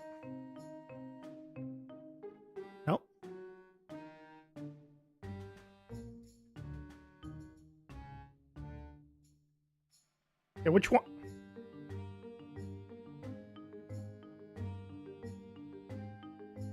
No, there we go.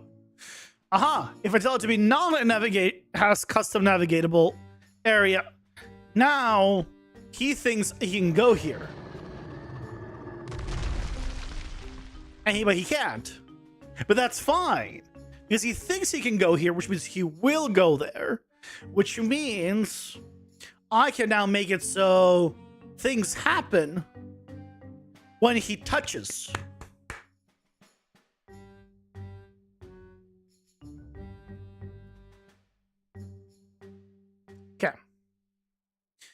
Okay. So let's start with few things.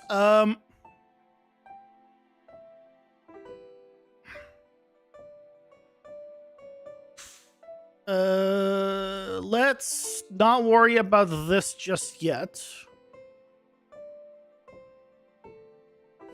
I'll make an overlap. Check if it has the boss tag. And if it does, I'll just do a print string. Tell me if it does. I want to see if his collision overlaps it. I might need to make it a little bit bigger.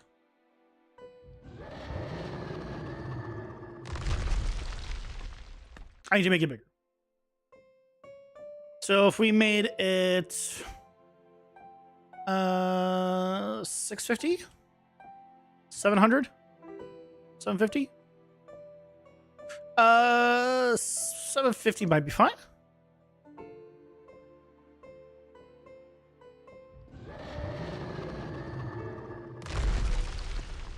True. Perfect. Okay. So now,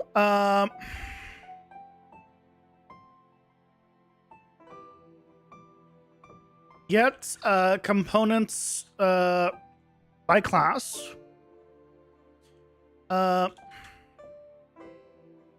Instance static mesh component.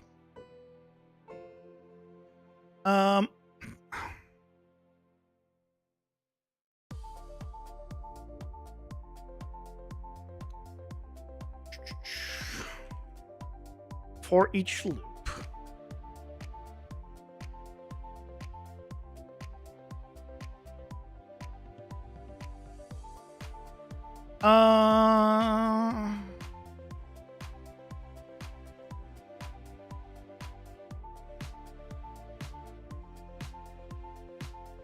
One thing at a time.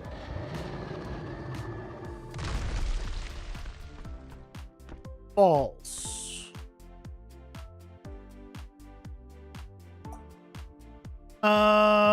Is it because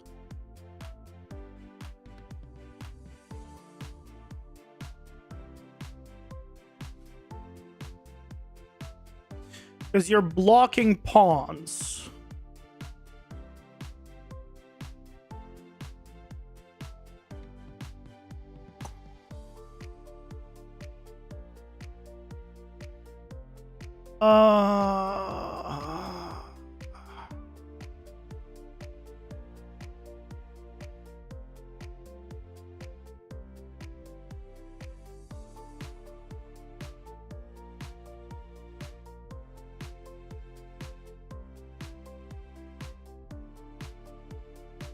Okay, hold on. How could we do this?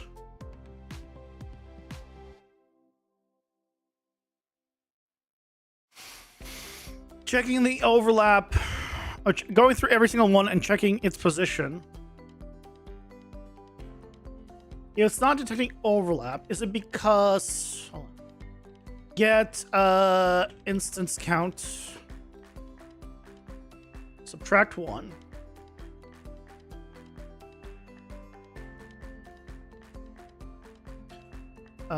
For loop.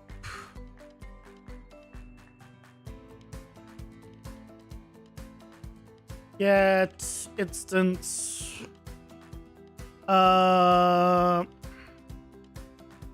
Get instances overlapping.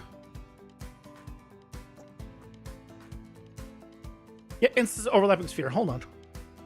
Try this. The center will be get actor location.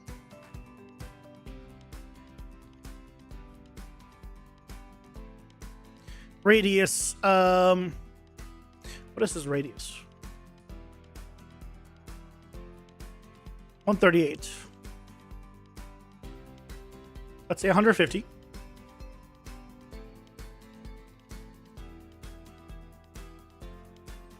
Yeah, it's in world space. Print the length of this.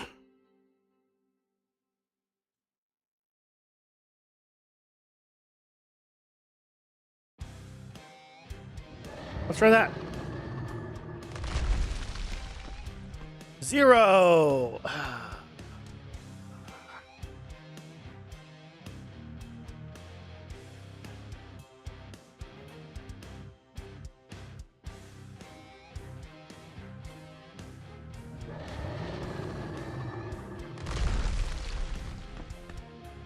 Oh, it's not this. That's not the problem. Oh, generate overlapping events. That's important. Oh, I actually almost got out. Still says 0.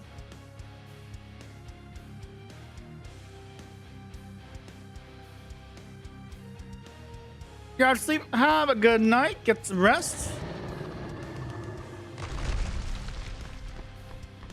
Still 0.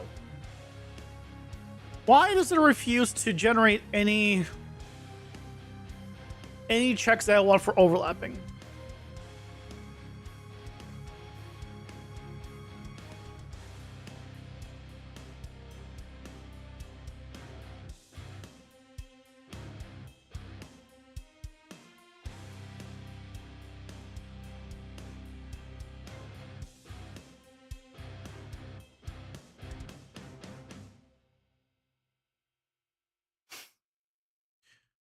Draw a debug sphere at this location, 150 radius, 10 seconds, 1 thickness.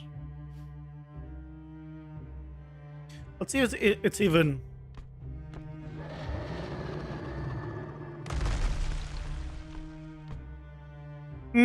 Okay, so he's all the way there. At 150. Okay. So the problem is...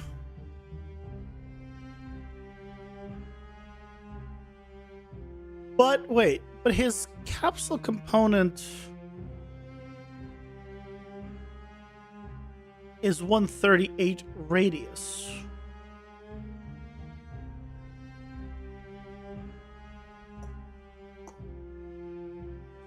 So he's not getting close enough. If I made this 300 and then I did a subtract 100 to put him down onto the ground, he's 268, 264 half height. How is half height this big?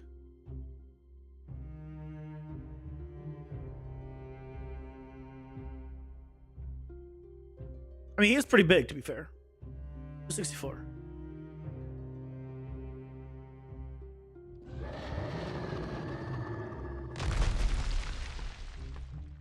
Okay, so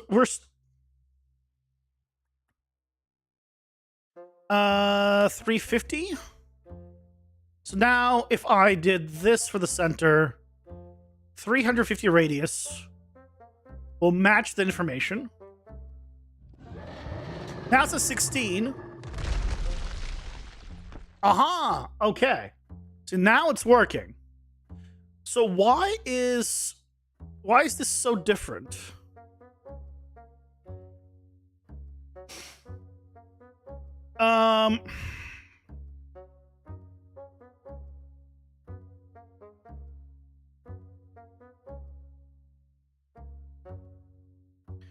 Why is it so different?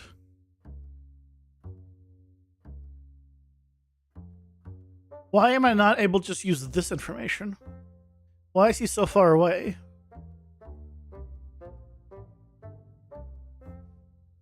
I'm not sure, but that's fine.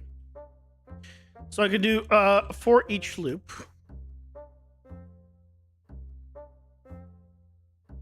No, not this way. Reverse for each loop. Important. Remove instance. Oh, I can just remove instances. Hold on. Remove instances. Because there's a plural one, and then we just remove all of these instances. Oh, that's so good.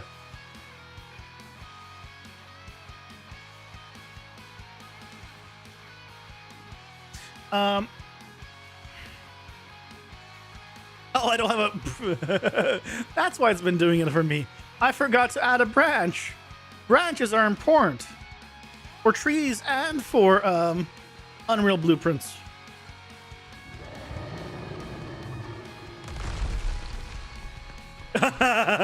Yes. Okay.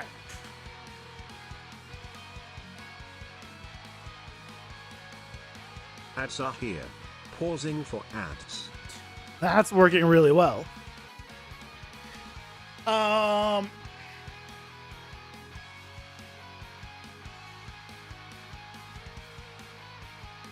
But of course, we were doing this on begin overlap, which we don't want to do.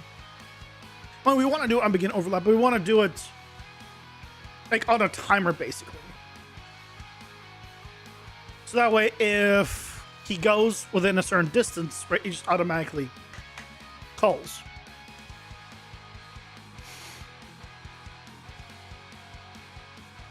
Okay.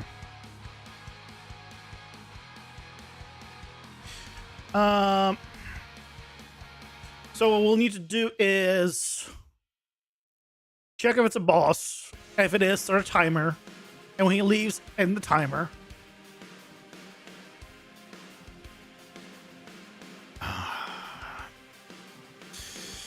I see this going very nicely. If this goes really well, I might make a tutorial for this.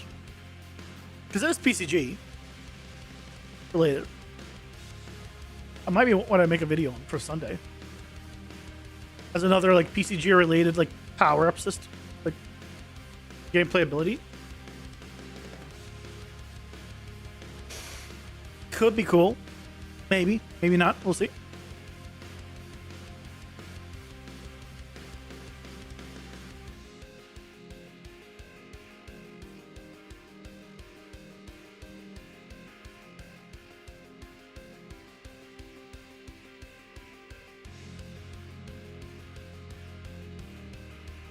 It's because it's a sphere, not a cylinder. So because he's high up at the bottom, I understand.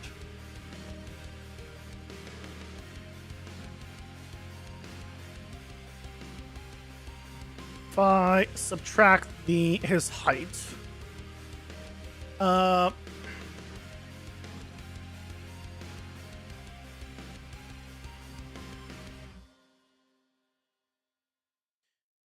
and then set it to be his radius. So a little more than its radius. Will it still work?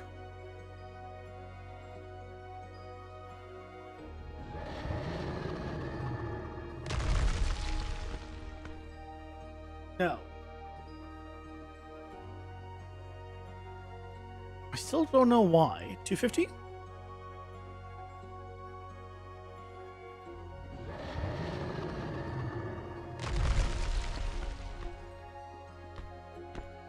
Yes. 250. I mean, it should be like 300, honestly. If we do it on a timer now, I think we'll be good.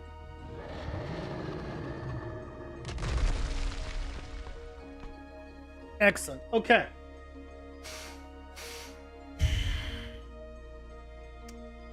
Okay. So if it is a boss, go to this variable. This is going to be a boss actor.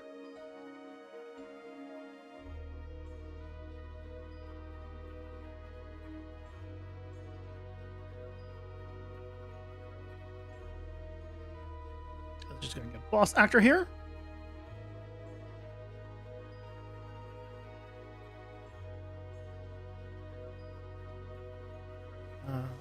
This can honestly be a function.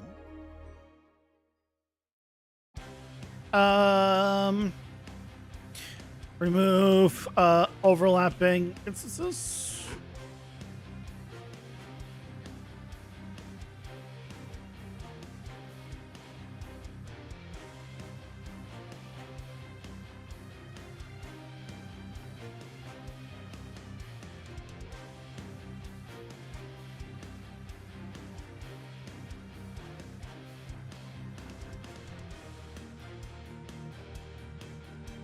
And then we need to do, hey, Frank2, welcome in. How's it going? You're doing well. Create timer, set timer by event. Looping, let's say 0.1 seconds, honestly, is going to be good enough. Create event, custom event.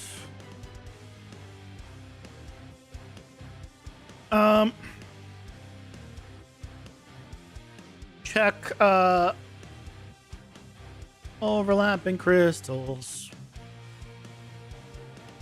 You've been lurking the whole time? All good. Do this for a living, or are you just naturally good at this? Right now I'm working as a environment artist in virtual production. So I don't do games, but I work with Unreal. And so I don't do all of the stuff that you see me do on stream here. I've learned on stream, because all of this stuff, I don't do any of this at work. Anything game related like this, I don't do it.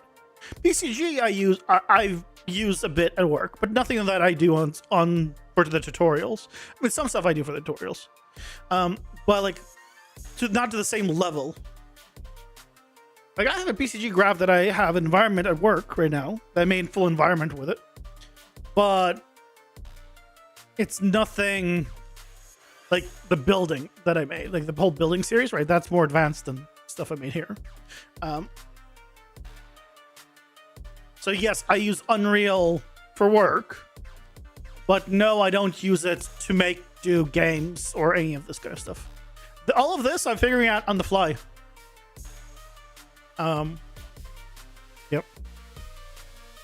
Like once you get over kind of the base stuff for things, it becomes a lot easier. Like I remember when I was still getting started with Unreal, casting just did not, like, it just didn't click.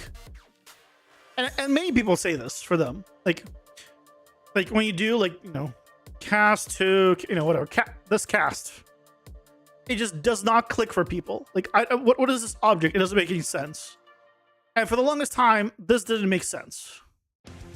Until it finally just clicked. It wasn't like an explanation of someone that I read or anything. It finally clicked. Oh, and then I understood it. And it's the same thing. Like, over time, things just start clicking more and more. And once you have enough pieces that have clicked together, like, oh, I know enough of the base to now do like more and more and more. It's like learning a language. You know, at first you're gonna say the cat is walking. This is a cat. The dog is hungry. But at some point you'll find yourself being able to, like, oh, I know what that guy said. Oh, I heard that. Oh, that made sense. Right? You're not gonna know that right away. It's gonna take you a while to learn And kind of, but at some point you'll be like, oh, I actually understood that sentence. I've made enough progress where I understood a random sentence someone said in this language that I've been learning. Okay, I've made progress. Same thing here, right? You might not understand it like right away. It might take some while, might be struggling, but eventually it'll just click and be like, oh, got it. And then things will become easier and easier. Easier and easier. You'll start trying to learn more complex things, but I think you understand what I mean. You don't know how about somebody put the fear of God in me and now you avoid casting at all costs? Don't avoid casting. There are places where casting is completely fine. Like if you know something's going to be in memory indefinitely, like your game mode, right? Cast to your game mode. Your game mode's there. You're using it. Why would you make a blueprint interface to cast to only one thing, which is that specific game mode? Cast to it. It's fine. It's always there. It's always in memories. You're always running it. Used to be LSP, so that's a very... I don't know what LSP is. A very appropriate analogy, I assume you mean? Used to be a...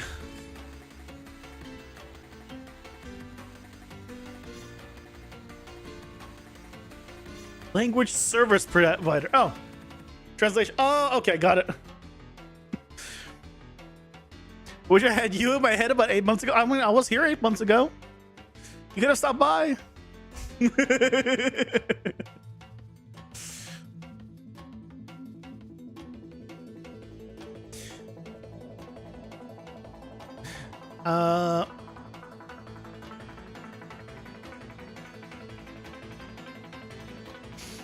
Wish I had, but better late than never. Hey. Look, as I always tell people, if anyone has questions, just ask about anything I'm doing, or like anything just Unreal related. Just, you know, too many people are afraid to ask, which in a big stream I understand, right? If you come in and there's like 1,000 people, or even 100 people, you'd be like, oh, well, I don't want to derail the stream. I don't want to, you know, interfere. But like, I'm a small streamer. Small is an understatement. I'm a minuscule streamer. Got questions, just ask.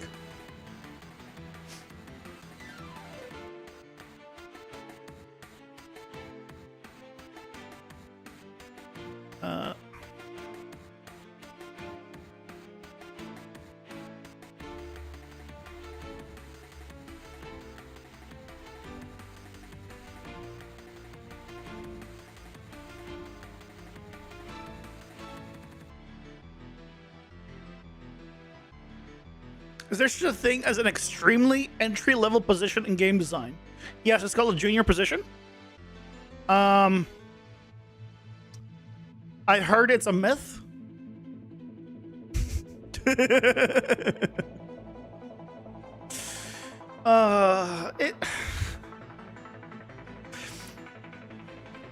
If you have no game experience, but you want to go into the game industry, but you don't know any art or don't want to know any of that, go into something like work as like a PA at a company. Work at something that requires, you know, you have the skill for. Don't go for the position you want. Go for the position you can do. A PA. Maybe you're good at if you're good with languages, see if someone's hiring, you know, a translator. Just, you know, do whatever, you know, position you fit in. And when you're with a company for a while, you start to like, you get to know people. You can start working like on your own stuff at your own time, you know, and eventually you can make connections and be like, oh, they're looking for someone. You learn like, oh yeah, they're looking, you know, for someone. They need environment artists. Well, you've been actually practicing environment art and you're already in the company. Like, hey, here's my stuff. What could I do that? And then you can get transferred and, you know, move up that way. You know, but absolutely, you know, you don't need to specifically go just your route. You've been making and selling tabletop games for decades, but that doesn't really translate to a studio environment? No, that is huge.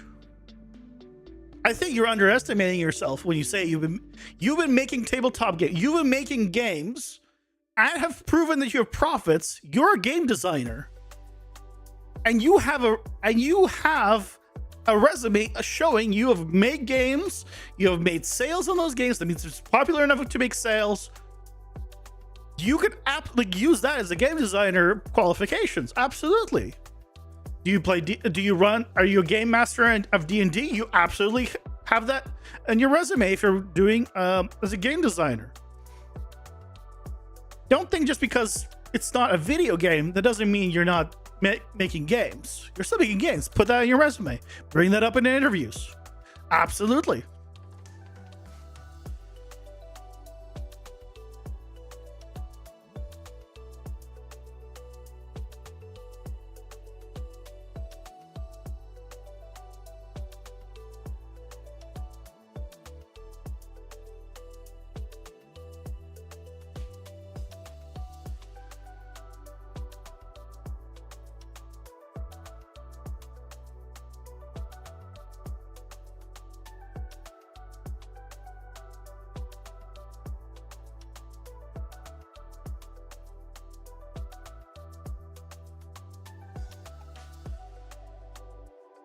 For a lot of reasons, you don't really have a viable portfolio unless I make it right now, which I guess they're doing. Hey, make a portfolio. Like I haven't made that many different portfolios over time. I've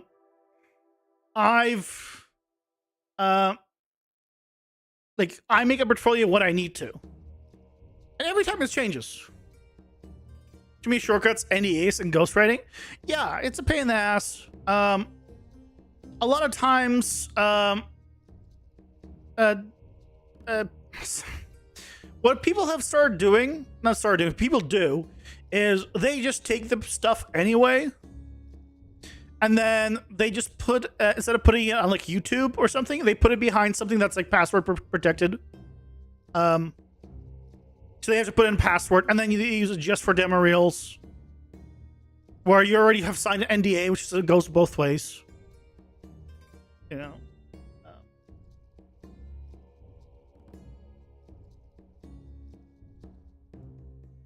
You know, tabletop RPG writers will totally pay you to do their job for them when you can do it quicker, better, and take no credit. I mean, yeah. I remember there was a YouTube short that I saw someone recently of like, I don't remember what country this was in, but somebody hired a hitman for like, I don't know, $100,000. I don't remember the exact numbers. And then that hitman hired another hitman for like 70,000. That hitman hired another hitman for like 50. And then it kept going down until like, there was like 5 hitmen wide, and the last one was like $14,000. And then they all got caught because of this unnecessary thing. And that's not a new, like, so even people like that will do it. There absolutely are people that will take a job, like a programmer job, and then they will sub-hire, without informing the company, someone in like China, where it's cheaper to do the same work. They will pay them a fraction of their salary. So yeah, they're getting less overall, but they're not doing any actual work, and the other person is doing the work for them. So they're just getting free money, right? So yeah, it's not definitely not a new thing. Let's see if I can find.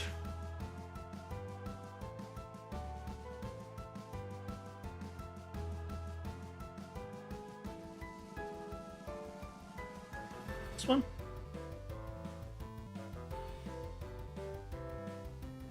Here.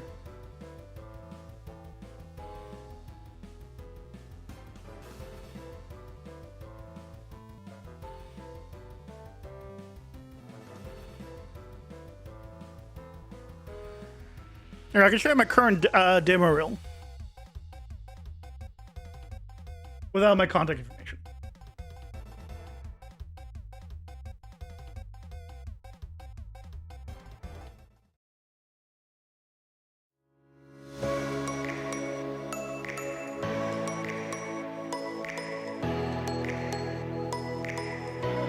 So I work at a Star Trek, Troll Cave, Klingon. This is all for the LED wall. This is the demo reel that got me my current job.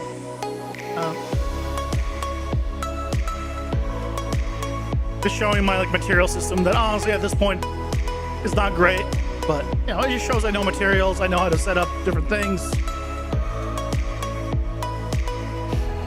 And this is about a year old now. Way too long at this point. This is my 5.3 building system, which, you know, the 5.4 one is so much better. It's probably a bit loud. All right, but it shows like, hey, I know PCG, I know proceduralism, I know how to do like all this kind of stuff.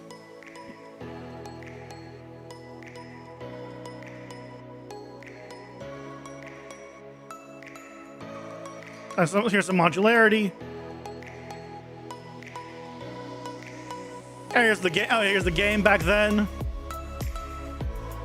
Just showing like game prototyping and stuff. Like, hey, here's some power ups. Here's some, you know.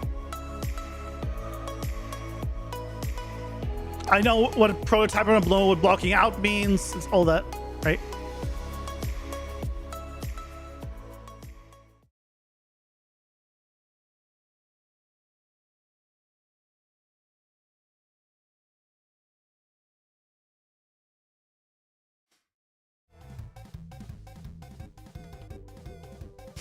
So like that's the demo reel that I have currently.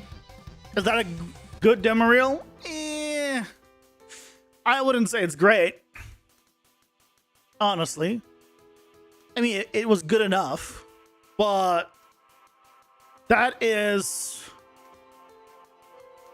that was me applying for specifically for technical artist, for Unreal technical artist positions.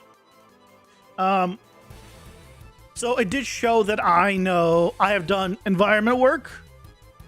It shows that I've done material work. It shows that I've done procedural work and gameplay stuff. So, you know, it does show that I have done like for the position I'm looking for. Is there better ones? Oh, absolutely. Oh, absolutely. There are better ones. Never occurred to you that you might want to make something of your life and go legit so you have no accreditation, and this midlife crisis is really making you regret that? I'm telling you, you already have things already you can use.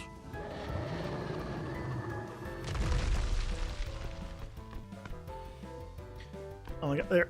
Look at that. So he's now breaking things. If I leave, he just keeps breaking them. He gets stuck on this thing.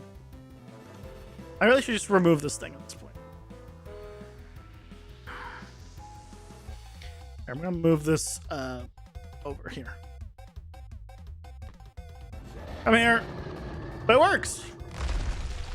Here. As he moves around, he breaks the crystals.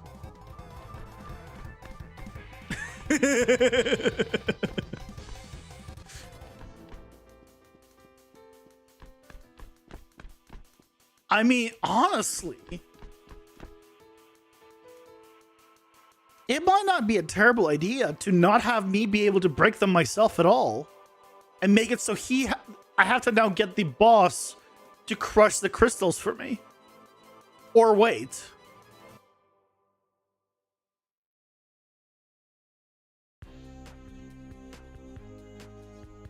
It's not a terrible idea.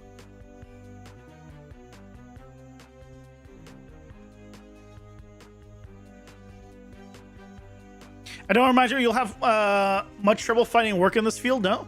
I do have trouble finding work in the game industry, absolutely. I failed to get in the game industry. Just straight up. I've told people this many times.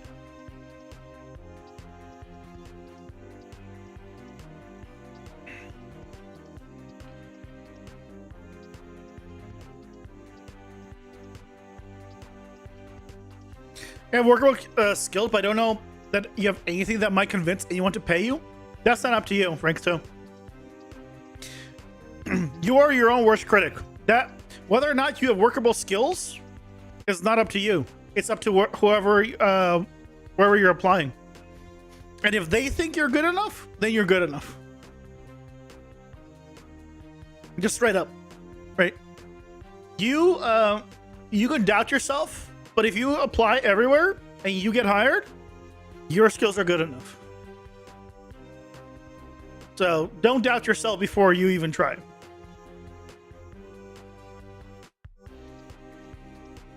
Mysteriously, writers and lore builder positions open ever. You don't need to have a position ever. Those positions you can do work for that. You can go on, you know, I don't know, Fiverr or wherever else as freelance for that kind of stuff. People, if you're good, people will hire you. Absolutely.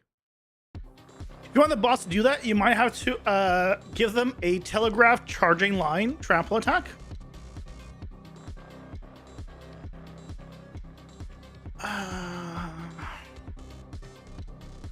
Maybe. Because you can't kite them from inside the circle. Well, here's the thing. The circle being here means... so the currently, like, at the beginning here, he spawns the meteors. They're quite small. But this will be a crater of a large meteor that comes down later on. And so you already made the mistake of getting hit by the meteor. So... you already messed up if you're in here. So now you have to wait. You have to break out thanks to the boss, or you're stuck in there. Or, I mean, I might do some other stuff. I might see what happens if if the boss shoots you with a projectile. Maybe I'll have the crystals explode. Could be, I still have that up, but I have something going, you know, this. I want to change some settings if I can. I want to see, can I make this a little bit smaller of a radius?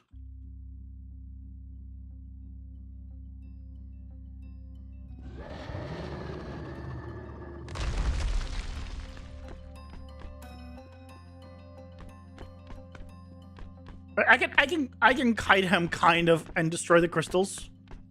Thanks to that. So after I do this, I can kite him around.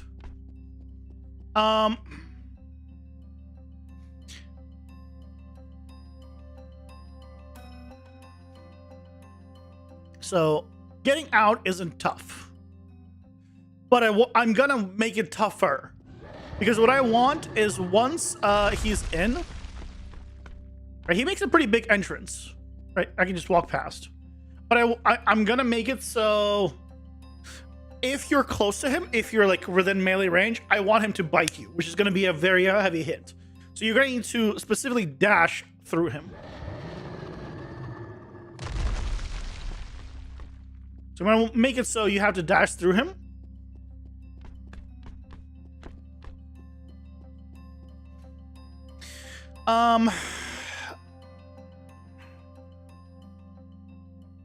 The other thing I want to do is have little explosions or something happen here.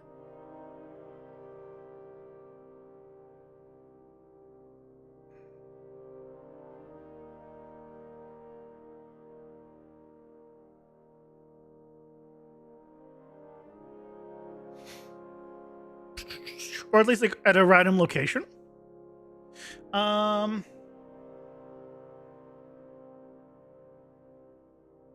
Let's see if we can do something with it. Nagra. We have this one. This explosion.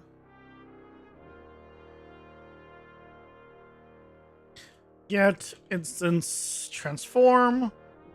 At a random one of these.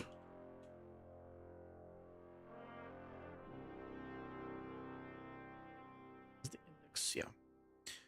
So if I did split, then I do a spawn emitter at location.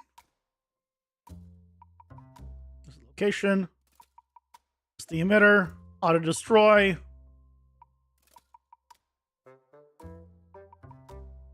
The explosion is going to be way too big, I'm pretty sure. But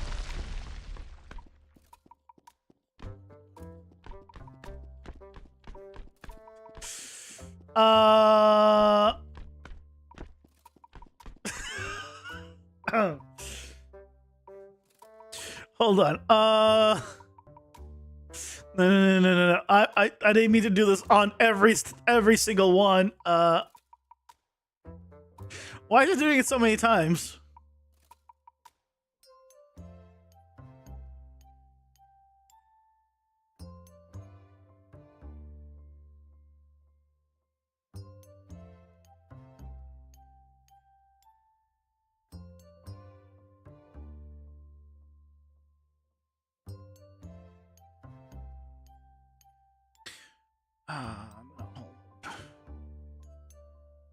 It's because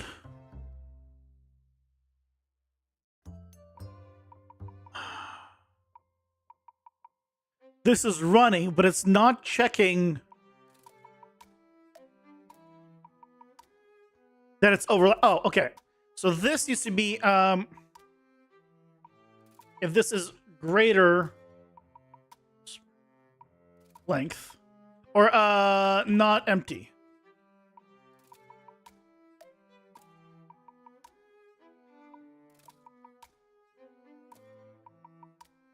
It's a little bit of a mess here, but I'll clean it up.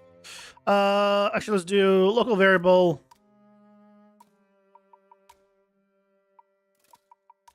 Ads are here. Pausing for ads.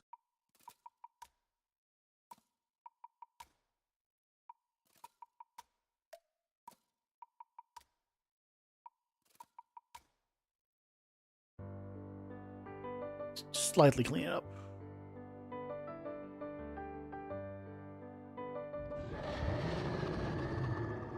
Probably isn't going to work right now, but... Oh. No, it's not doing it at all. Good job, me. Good job, me. Oh, well, because... this check needs to happen before. Yeah. I'm clearing the array, and then I'm like, oh, is the array empty? Yes, it is. I wonder why.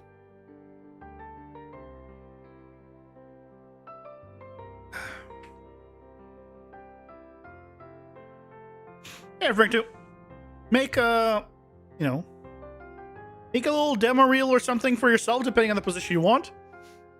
If you want to go writing, right, then obviously it'll be a little different how to set that up than if you're doing like a 3D demo reel. But make one for yourself. Get your star name out there. Start applying. You nothing to lose, literally. Now nobody needs writers. Everyone, their mom is a writer. Have you seen the writing in some of these AAA games? We need good writers. Oh yeah, we need good writers. Just because everyone and their mom is a writer doesn't mean they're good. So, if you know multiple languages, that, again, these are all things that you gotta imagine. All of these things are pluses. If you know multiple languages, that's a huge plus in case you need to work on translating it also. Because if you can do writing and you can translate it to another language yourself, like, that's huge.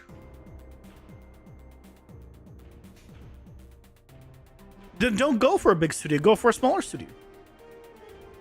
No one's telling you to go to a big studio.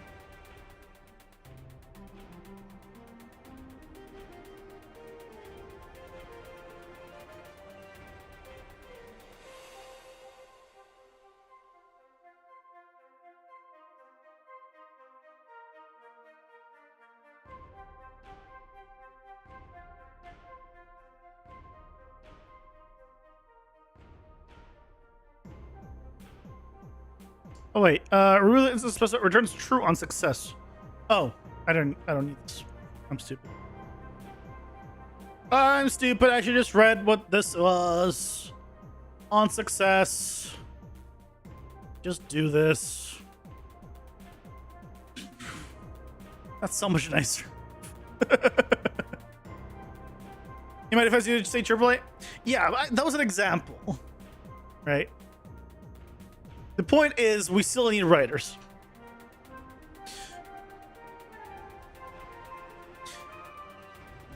And you, again, you have said you have made tabletop games. So don't feel like, yeah, so that is correct, but just the size is way too big. So potentially go also for a game designer, you know, and things of that nature, and use your experience making tabletop games, you know, show that. Like, hey, I can write, I can do tabletop games, you know, I can do this, X, Y, Z.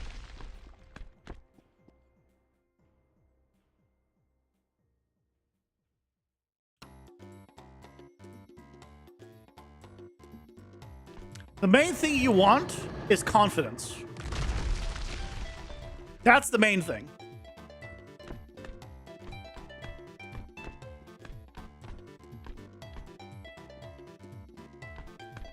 The rest will come later.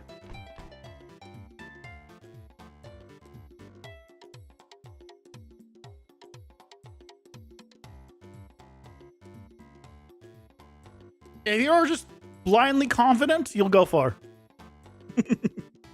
Tough to bridge the gap from I did this to, but it's in somebody else's name because I had to make rent, you know? What do you mean? Did you see my demo reel? Everything except the last thing, which was in my game, was in someone else's name because I work for a company, which I got paid for to make rent. What's the difference? You work for a company. You're always doing in someone else's name to make rent.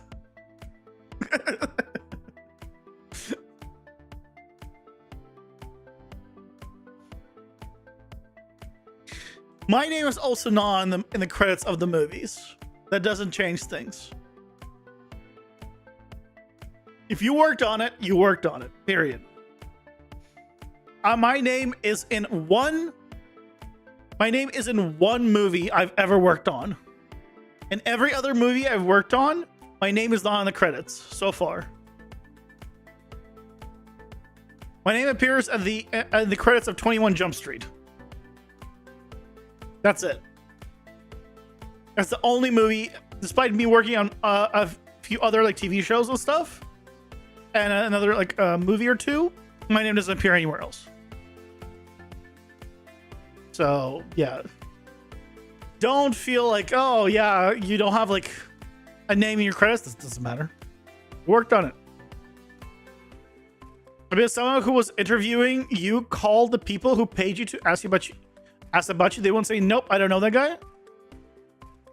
Depends how far back you go, though. If you go to a job 10 years ago to like, you probably wouldn't even get someone that worked back then still at that company. So now, of course, somebody would know you because your old people would not be there, most likely. People would have moved on. So, and if that's the case, you know, you don't put them as a reference, right? When you apply to a place and they ask for references, you decide who to put on those references. You just don't put the people that you know will not remember you at all, and you don't have like a connection with. Put someone else. It doesn't even have to be someone you work with, just someone you communicate with. I mean, obviously, it's better if it's someone you've worked with, especially a supervisor. But if it's just someone in the same industry as you that you have like worked with on a project or two, still good. And I'll tell you this: most people, from my experience, don't call those anyways.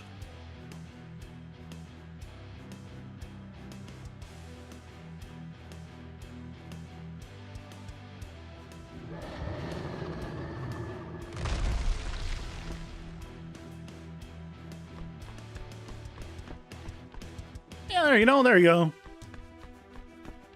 Is it good? Is it a good explosion? It's not great.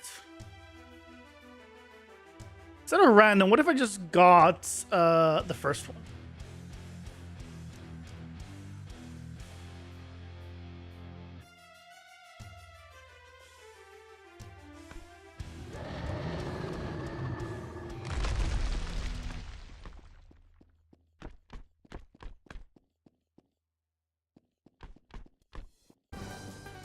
Doesn't really matter.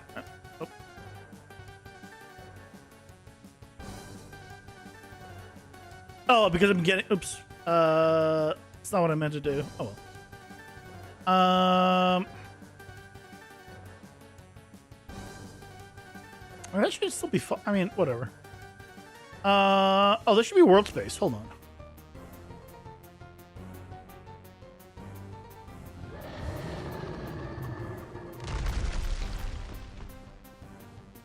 Why is Expo there?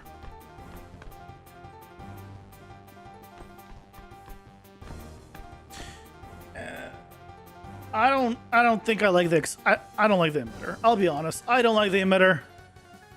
I'm getting rid of the emitter. So I start reaching out for legit work to pad the resume, even though it doesn't pay anything. You should not do work for free.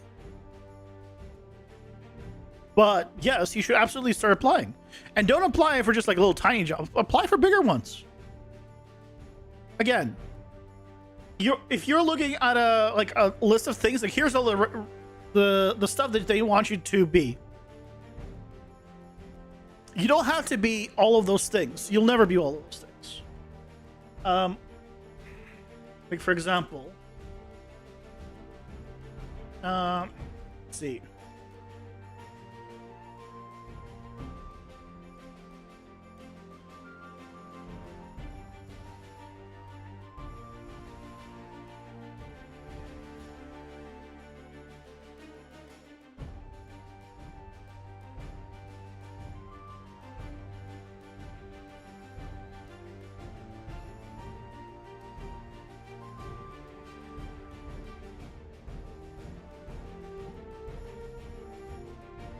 Okay, so this is a random technical artist, senior technical artist position at EA Sports that I just found. Okay, just to use as an example.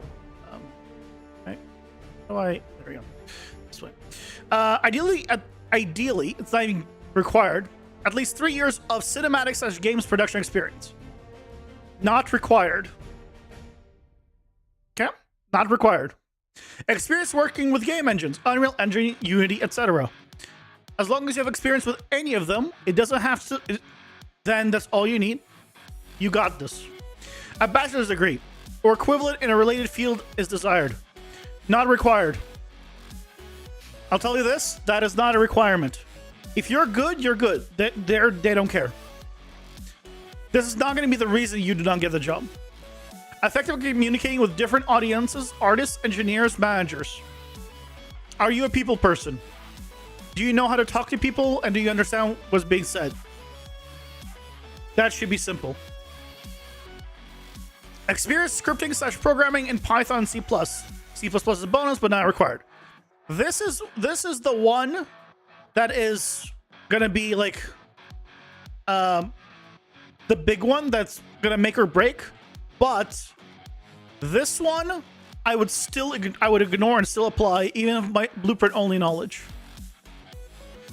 Because if everything else is good, they might ignore the fact that I don't know and be like, "Hey, we're willing to wait for you to learn because you can do all the other stuff, and you're like a good person, and et cetera, et cetera, et cetera." So even though this is technically a no for me, that would not stop me from applying. Knowledge of 3D art packages. Just any 3D packages. Cool. Got it. Experience in revision control software. I've used revision controls, or if I haven't, I can just quickly Google it and just learn it up on YouTube real quick, and I'll be good enough. Hey, Stormon, welcome in. How's it going? Hope you're doing well. So that's cool. Got it. A solutions provider, particularly as it pertains to testing and debugging technical issues. No idea what it means, so I ignore it. I don't know what it means. Maybe I know this, maybe I don't. I don't understand what it means. Cool. A willingness to jump into the unknown. Oh yeah, I'm a total problem solver. You just gotta be confident in yourself. Action every games. Oh yeah, absolutely. So the only thing in this entire thing that I'm like not sure about in my case is this experience in programming, because I don't know in my case C#, but the rest is either I can ignore or I got it, right? But even though this is a pretty big one, I would still say you apply for this position. You have nothing to lose. So when you're looking at these positions and you're like, oh, I don't have a bachelor's degree, doesn't matter, irrelevant, right? You don't have, you're not great at, you don't have a lot of experience working with game engines, doesn't matter. Apply. Now this is a senior position that I pulled up, which would be different than a junior one. Right? If I was to look at junior, I don't know if a junior game designer is a thing.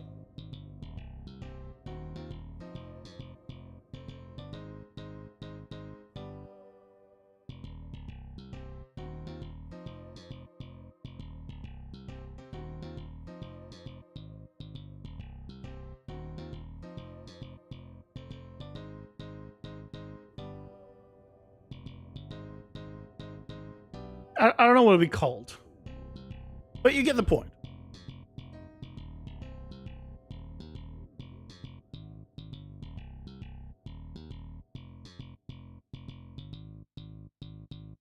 Really envy your ability to look at life the way you do. I am relatively carefree about most things, which is both good and bad, right? It is.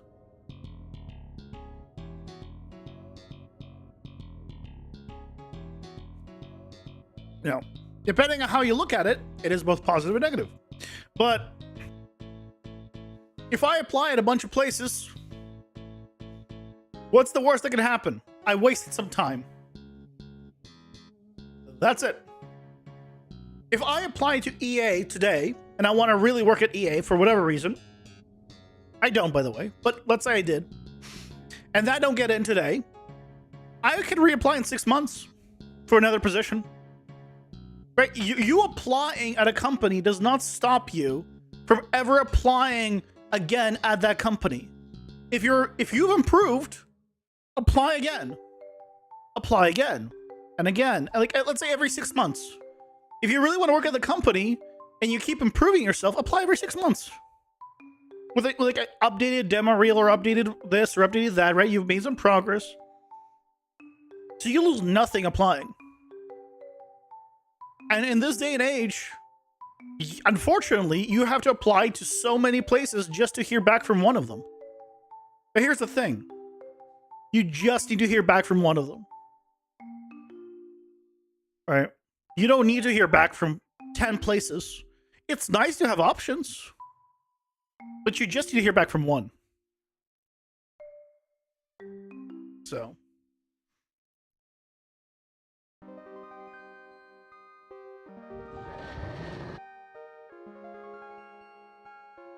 let's turn the ice back on.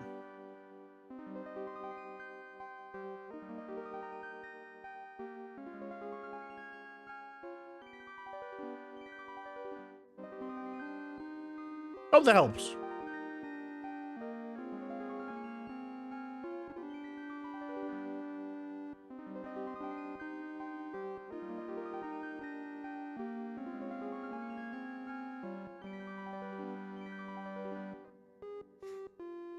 I don't know, but I hope so too. I mean, look. How many places do I hear back from mostly? Usually, one place. This last time, I heard back from 2. One of them didn't go through, the other one did.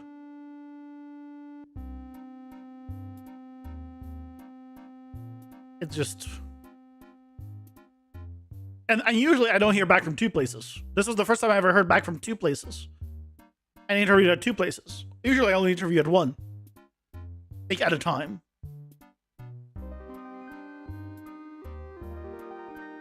Things have a tendency to ferment there until something happens. Yeah, but eventually something will. That's all. And that's fine. Eventually something will. So just some pick on Discord. Oh my god, trying to rescale a 4K image to meet Discord limit was hard. Why were you trying to send a 4K image? What the hell are you trying to send?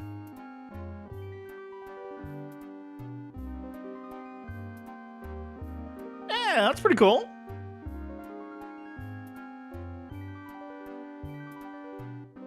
Nice.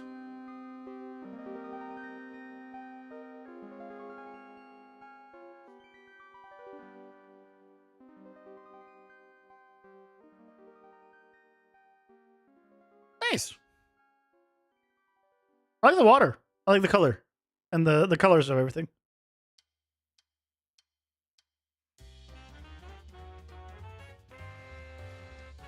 Very nice. Oh, I see. Are you using RVT to blend the grass to the sand? Is the bottoms of your grass sandy? Hey, Frankto, welcome in. How's it going? Hope you're doing well. Oh, Frankto, god damn it. Why did you hop on YouTube? I just realized. I said Frankto, I'm like, wait a second. You threw me off because on my side, just so you guys know, whenever someone says something for the first time, like in YouTube or Twitch for the day, I see this. So that's how I always know to say hi to somebody who just, you know, hops in, because I see first words. This is the person's message. So I see first words and then I'm like, hi, and then just go right into my like, hi, Frankto, and then I'm like, wait, Frankto. I know that name. That's cool. Nice. Nice job. You learned a lot. Getting the PCG grass off the slope was tricky. But simpler than you think. Oh, getting off the slope is 2 nodes. If you want off the slopes, it's normal to density into a density filter, and you put it at something like, I don't know, 0.9. And that's it. That's all you need. Yep.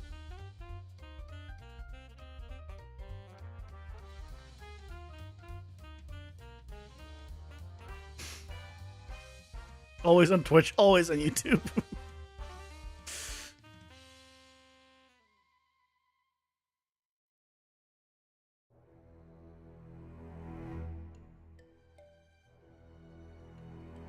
Oh, I hooked up the wrong thing. I meant to hook up this one here.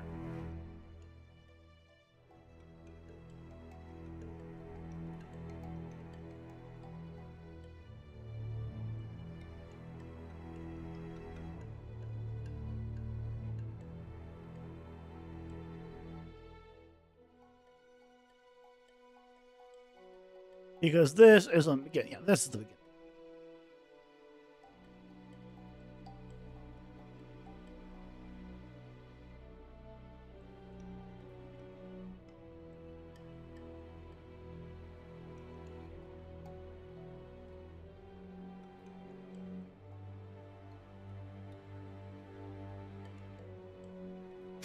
You should have asked you about that when you were learning. ChatGPT has been making custom nodes and stuff.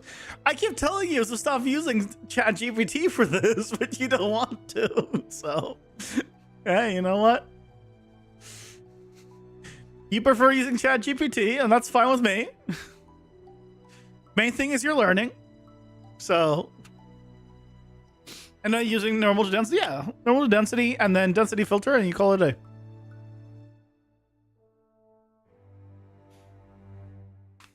And then you have things off of the slopes. And you can always invert it, and then you have the opposite.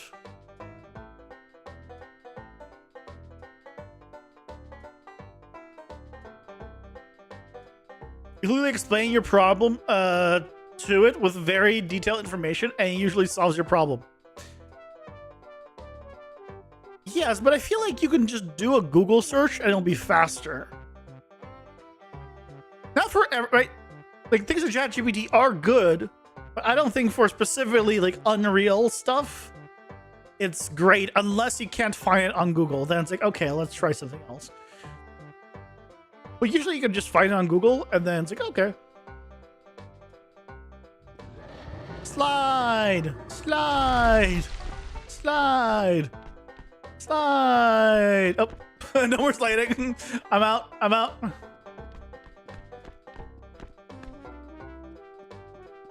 Slide. Okay, so sliding all works. What I need is an ice floor. Ice texture.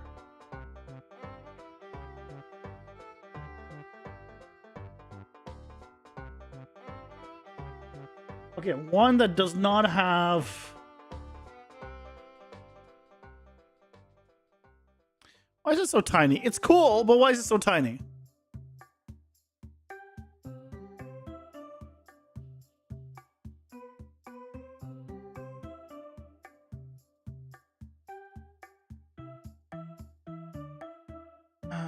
Size large.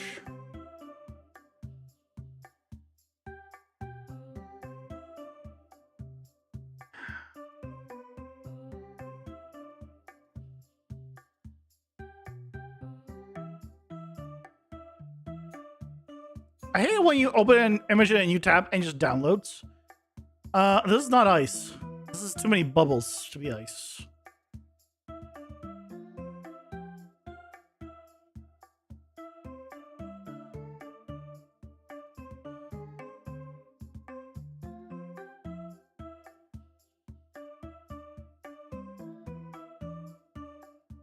Everything is copyrighted. Everything has a, like a watermark.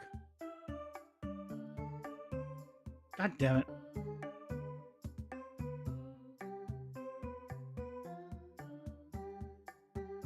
This is cool. I don't want this one, but this one's cool. Ice is frozen bubbles if you look close. I mean, yeah.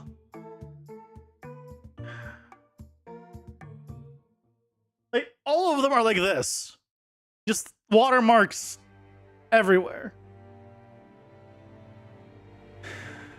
Users rights. Creative Commons.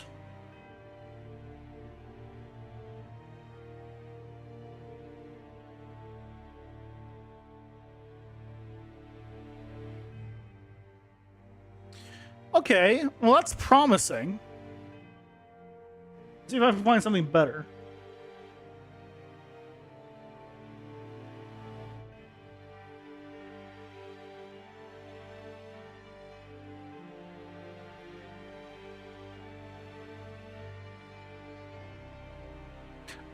It's a little too... Not quite, not quite.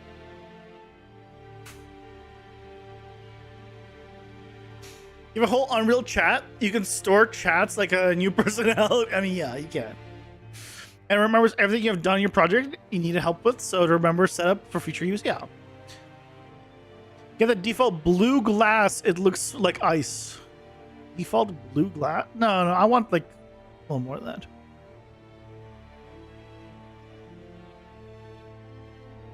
I don't have the certain content. I can download it.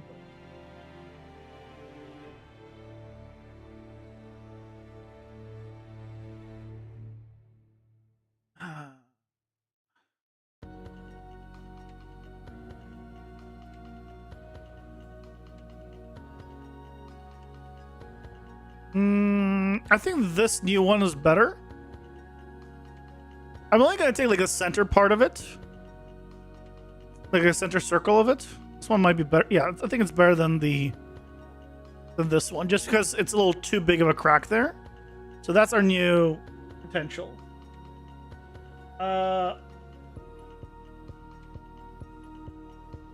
This is cool. It won't work for the ground, but it's cool.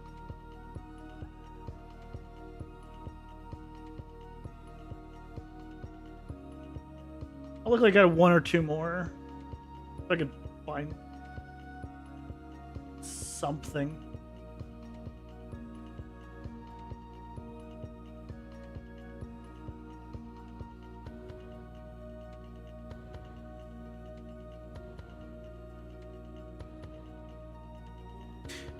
I mean, it's not bad, honestly. I might try it. All right, that's good enough. Try these two. Use the variation and the gold material for your landscape variations to make it not so predictable. Nice.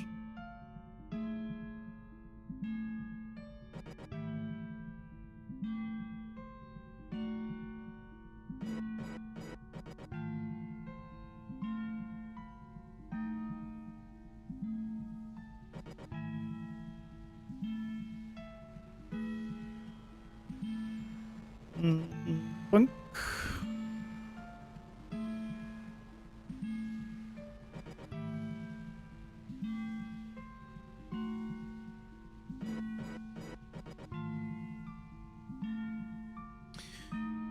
Okay, what's the size here? 6K. Holy crap.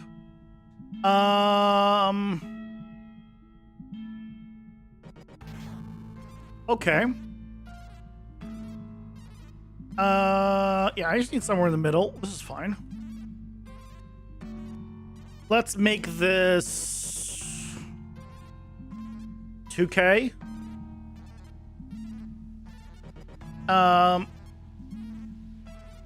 Good enough. Let's do this one. How big is this one? Ads are here. Pausing for ads. I can roll them 2K. Nice.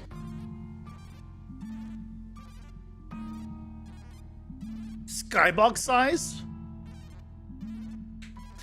The skyboxes that we use at work are 16K.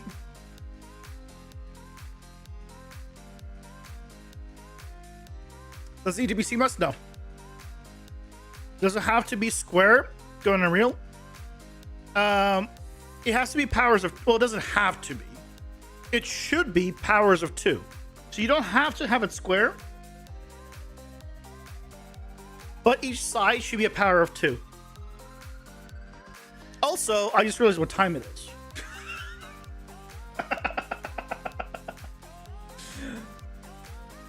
The chats have made me go so long.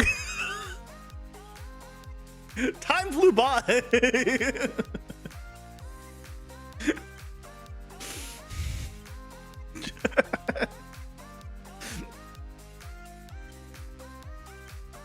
Oh, you're fine. No, you're fine.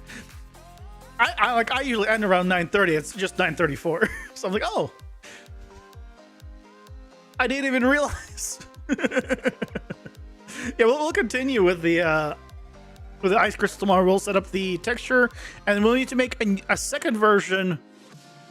Also, possibly start tomorrow as well, which is the fire meteor, which is similar to this one, except it's going to spawn fires, and the fires will need to damage people as they walk through it. By people, I mean me, and not the boss. Yep. Okay, but I didn't realize it was already time to call it a night. So thank you guys so much for joining me. I'll be back tomorrow with some more game dev. I might make a tutorial of this crystal ability, this setup, for Sunday. It's pretty cool because it uses BCG, and it's like an ability you can use with BCG. I kind of like it. So that might become a tutorial. We'll see. Maybe, maybe not. I'll see if I can think of something better or not. But I hope you all have a lovely rest of your night, and I'll be back tomorrow with some more. Take care, everyone. Bye-bye.